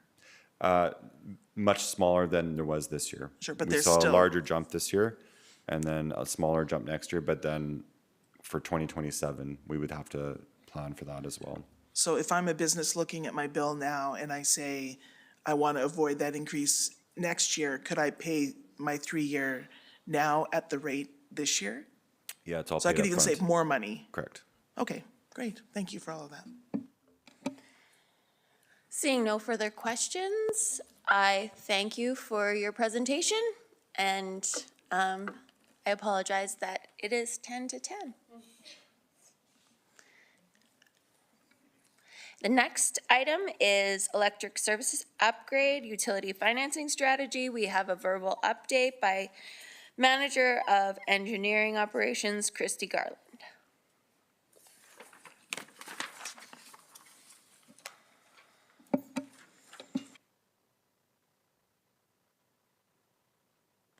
And just again, reminder to council that it is 10 to 10, so as much as we can keep our comments brief, please do. Go ahead, Manager Garland. May I, Mayor Clark? You certainly may. Managing Director Pancoast? Thank you. For council's benefit, I'll offer a bit of framing before I turn it over to Manager Garland. This is an information brief, so again, a bit unusual that we have a number of information briefs here tonight, but this was a motion of council that we are responding to, so we thought it would be helpful to at least provide a verbal update as to what the report contains for council's benefit. Council had asked us council had provided a motion to report back in Q2 on the logic, clarity, and fairness of the existing transformer replacement process and how it compares to practices in similar jurisdictions. And this actually has been an item that has come up for question from time to time. So as in response to that, staff did an analysis in the fall and included that as a possible recommendation as part of our budget process. However, staff decided not to include the funding within our budget process simply because our utility rates were starting to mount fairly high, and we didn't want to subject additional costs to the ratepayers at that time. Because ultimately, but did of course, knowing that it was a potential issue, did include the content with all of the decision items that were for consideration as an option as part of council's package at the time this last fall. Ultimately, this is a question of who pays. Similar to the last presentation, is it the user who pays, the customer who's triggering a capacity upgrade at a transformer level, or is it the rate base who pays, in this case, the utility ratepayers? Typically, industry approaches this, as you've heard from a prior presentation, on a cost causation basis, which means it's often that user who would pay for the upgrade of the transformer. But there is a nuance in this case. Typically, a transformer is shared across a block level, so it's not just used by a single user. A transformer is used by up to, I think, roughly 10 users. So in that case, it could be considered a shared asset that could be eligible for the rate base to cover at a collective level. When we think about transformer upgrades, there's usually two pieces, the transformer itself, and then changes between the customer site or a home, for instance, and the transformer itself. The changes between the home and the transformer are almost always up to the customer. The transformer itself being a shared asset under a cost causation principle is something that we could revisit as being attributable to the customer where they pay or to the rate base.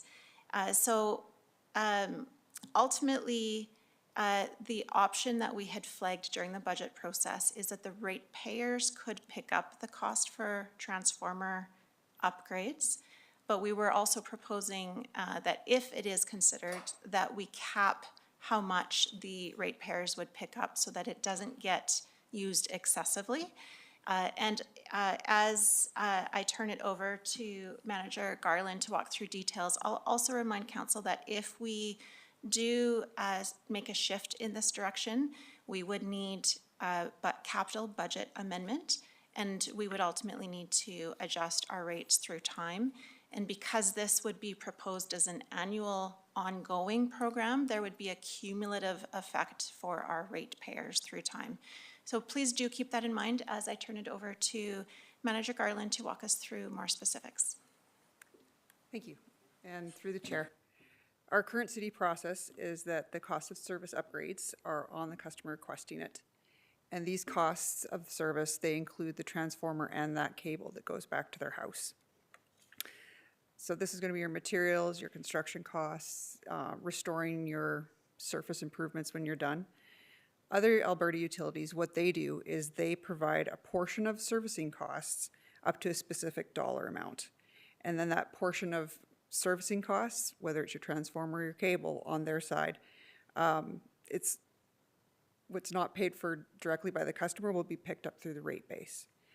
And the legal precedent they're following when they set these is that cost causation model, looking for how people are not going to end up cross-subsidizing across the rate classes. An example of what that would look like for the City of Medicine Hat rate base is if we had a $250,000 pot or a fund of money. We would be looking at a 0.1% increase to residential rates in order to have that fund.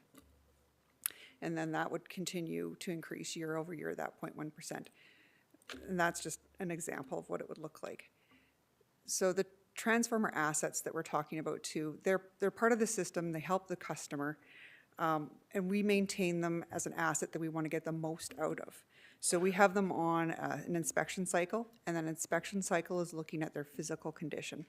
So what we're trying to do is take that asset and extend it past its amortization value as much as we can. And what we've found is about 55% of our overall residential transformers in the system, we've been able to do that to double the amortization value. So if our amortization value is 30 years, we've been able to get them up to like 60 years. Or sorry, 55% of them are over the 30-year mark. So they're over amortized. We do have some in our system, a very small number. I think there's 9 left that are 51 years old. So in that example, just through some maintenance practices of painting, checking cables, we're able to push that asset for a really long time to the benefit of all the ratepayers. In 2024, we only ended up paying or replacing 4 transformers for end of life, because that's when we go to replace them. And end of life looks at the inspection, and did we see something that is a critical failure that we cannot fix through maintenance, and we'll replace those. Or did something happen like a collision or a critical electrical failure that was unseen. So last year we only had 4, so that works out, and that's system-wide to a 0.001% failure rate of our system.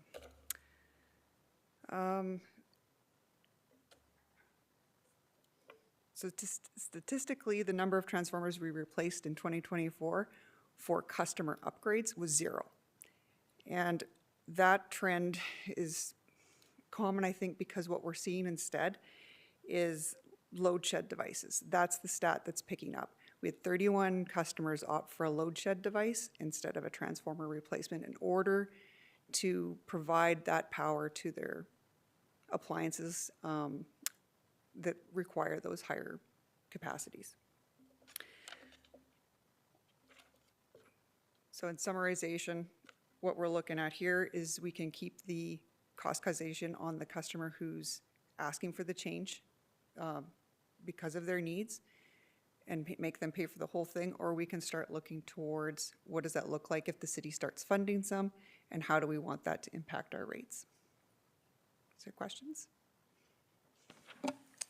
And again, this is just for information, so Councillor McGrogan. Thank you. Thanks for that presentation. I think, again, the public, it's very good for them to hear this, because it's one of those mysterious things that I know that I've dealt with quite a bit, with phone calls here and there from people who want to put a backyard suite in or whatever they want to do. They've got to replace the transformer, which they say it's owned by 10. Why am I paying for the whole thing? You know how it all goes. So, but I'm wondering, I guess, through all that, so I think it was very helpful, but looking at the hybrid model, like if some kind of a, and I'm sure you looked at it, because you've obviously, this was a consideration in our last budget, which we all know, and that's what got us all excited. We thought, this is good, this is gonna stop some of those phone calls.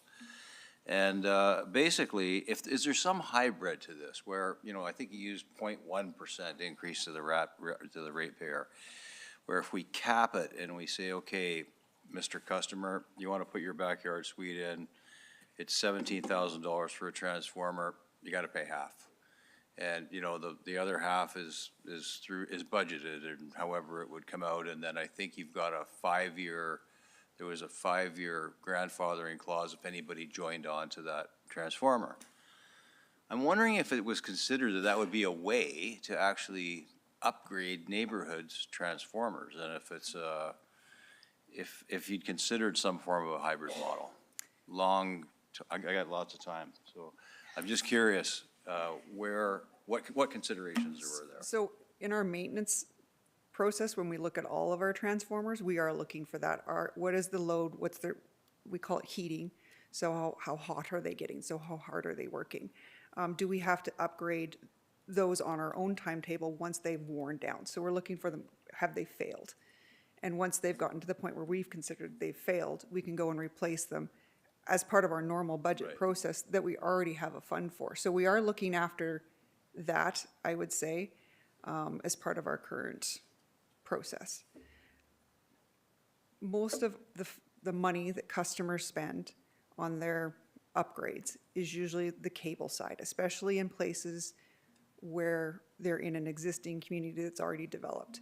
So 75% of your costs are typically that wire cost from your house to your transformer.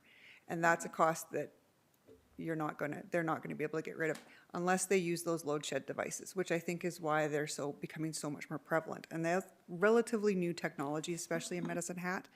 I think we've only seen that take off in the last couple of years as an option, but it seems to be very popular because the homeowners can keep their panels, they can keep their cables. So their side can stay the same, our side can stay the same. It is a low-cost option for them. Good to know. So I guess my question would be perhaps to the city clerk, if I was going to put a motion forward that was specific, which I'm not going to do tonight, so settle down. I'm just wondering, how would I just reintroduce it as a new notice of motion if I was to ask, I guess, for more specificity or ask for more detail around particular budgeting around this item? So the motion would be to get further information?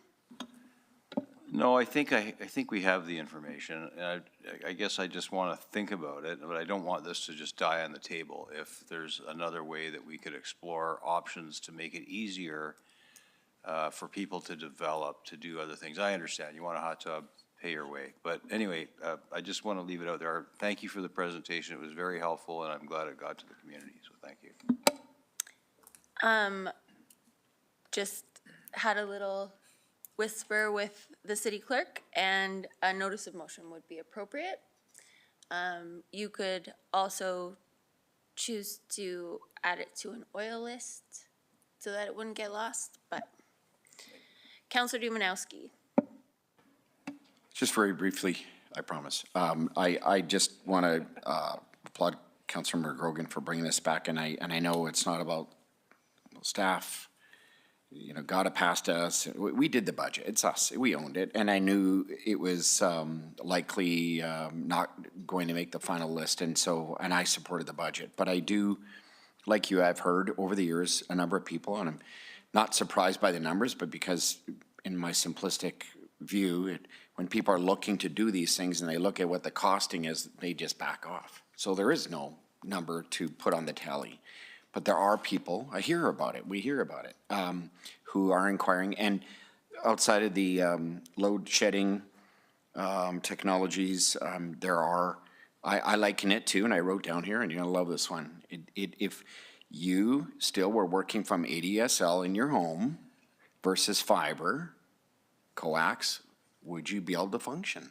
There is a necessity for change, not from a failure rate, but from just an actual necessity from the change of how the demand our services, our needs within our homes require. And again, I used an example when it came to committee with these charging stations that will become more and more prevalent. And I know there's technologies that are countering that, but it's not going to change probably in our lifetime in a significant way. I say that with some hope, but you believe it or not. But, so I do support you exploring this, Councilor McGrogan, and I will happily support seconding it when it comes forward. City Manager Mitchell. Thank you through the chair and to Councillor McGrogan. The mayor did allude to this, that we could add it to Energy, Land and Environment oil list too, as well, to make sure it was top of mind, is another option besides a notice of motion. Councillor Robbins. I was just going to thank you very much for the presentation. I had to leave to cough for a minute, so I'm sorry I missed a piece of it, but I did enjoy reading the material you had and of course what you said. And as soon as you said load shedding devices, I'm like, oh, there's a phrase I haven't heard before.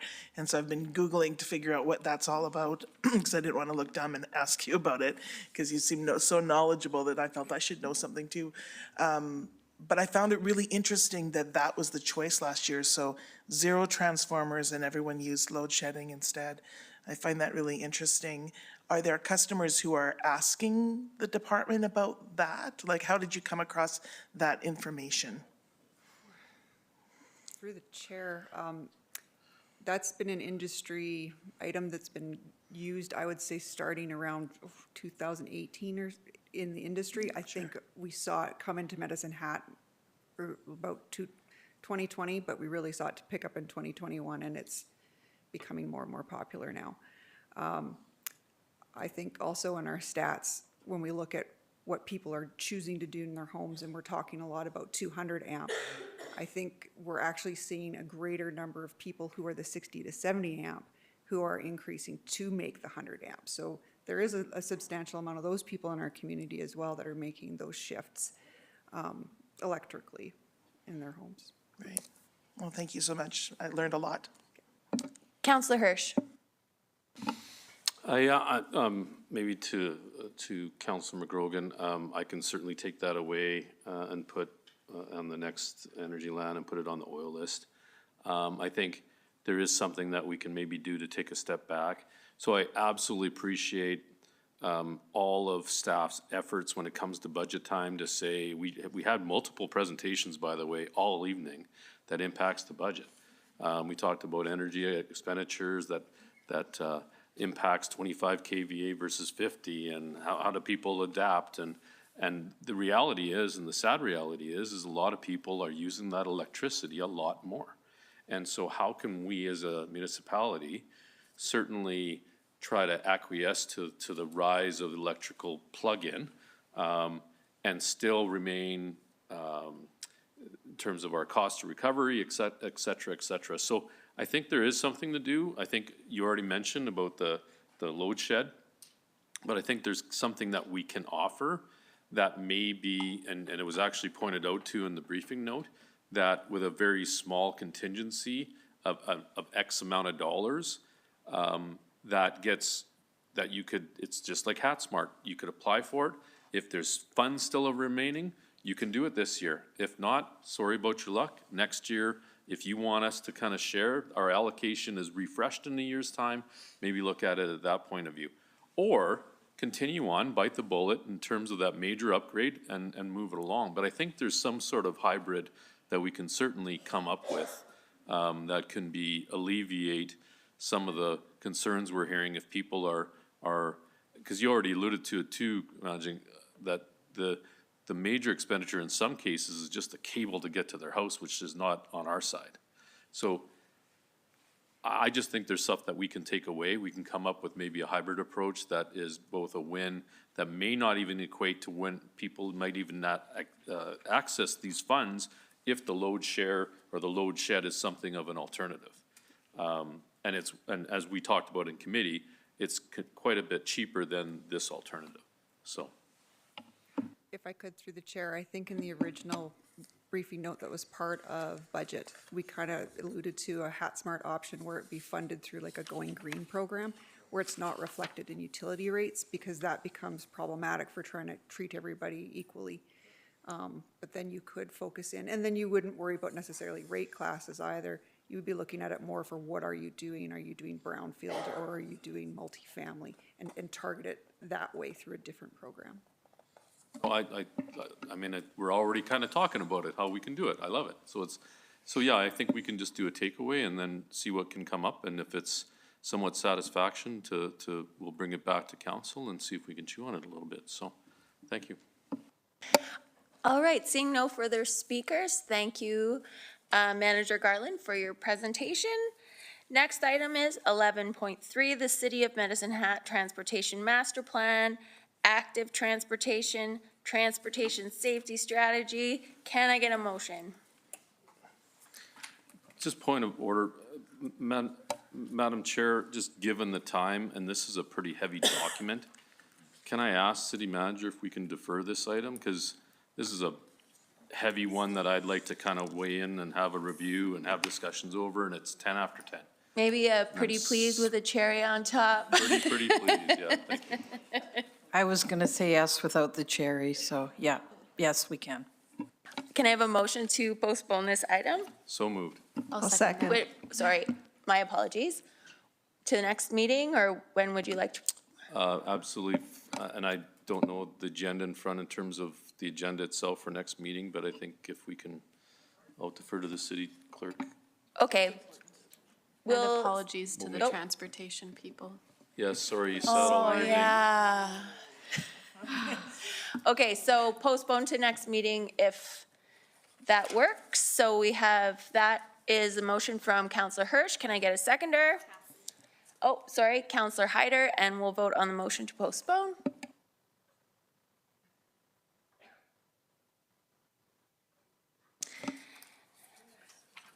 And Councillor Robbins. The item 11.3 has been postponed to our next meeting. 11.4, process for public member appointments to boards, committees, and commissions. Can I get a motion? Yeah. Go ahead. I move that council confirms that, oh, hold on a second, yep, okay, good. I move that council confirms that administration's recommended updates to the process for public member appointments to boards, committees, and commissions as presented are in alignment with council's expectations and direct administration to prepare the policy for council's consideration. And I'll second. Thank you. Does anyone have any questions or comments on this one? Just Go ahead. Just briefly, so this is obviously an admitted ledge item that came forward, and it's really just putting some meat around our process in relation to boards and committees. We all know we come forward with recommendations. We're just trying to make it a little more solid so that when we get to council, there's a bit of a matrix that these folks have to complete that more or less self-assesses their skills and abilities. And City Clerk, I don't know if you had a better way to wrap that up, but I think that's basically what we're trying to accomplish. No, that's absolutely awesome. On page 660, it just talks about ALR has put this on the action item list. So this is affirming that this is a direction from council, and it'll come forward. Seeing no further speakers, we'll vote on the motion.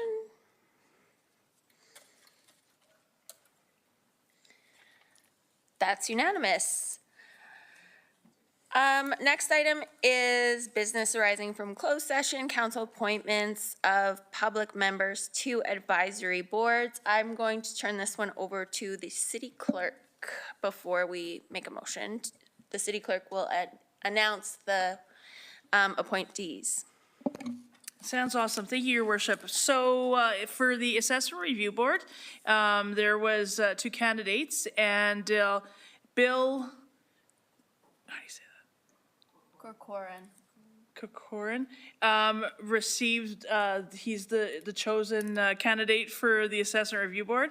And, on the Community Vibrancy Advisory Board, there was 3 candidates. Maria and Carissa received the most, and the other candidate did not receive 5. So there was, okay. That's it. Can I get a motion?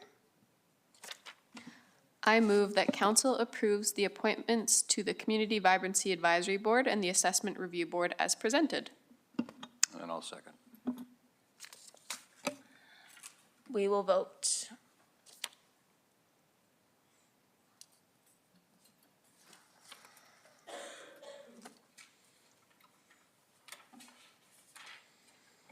That's unanimous. As part of our appointments, it is a little peculiar to vote and then pass a resolution to affirm the vote that we had, so maybe that's something we could add in there. With that, I see no further business. Are there any objections to adjourning the meeting? Oh. City Manager Mitchell. Thank you. Through the chair, I just noticed tonight on the agenda, there was a lot of staff work bringing forward information items, and I think it was really helpful for council and the public, but I understand how much it was a lot of work on top of regular work. So I just wanted to say a big thank you to staff who did all that and spent the time bringing it forward. So thank you very much. Have a good night. Meeting adjourned at 10:15.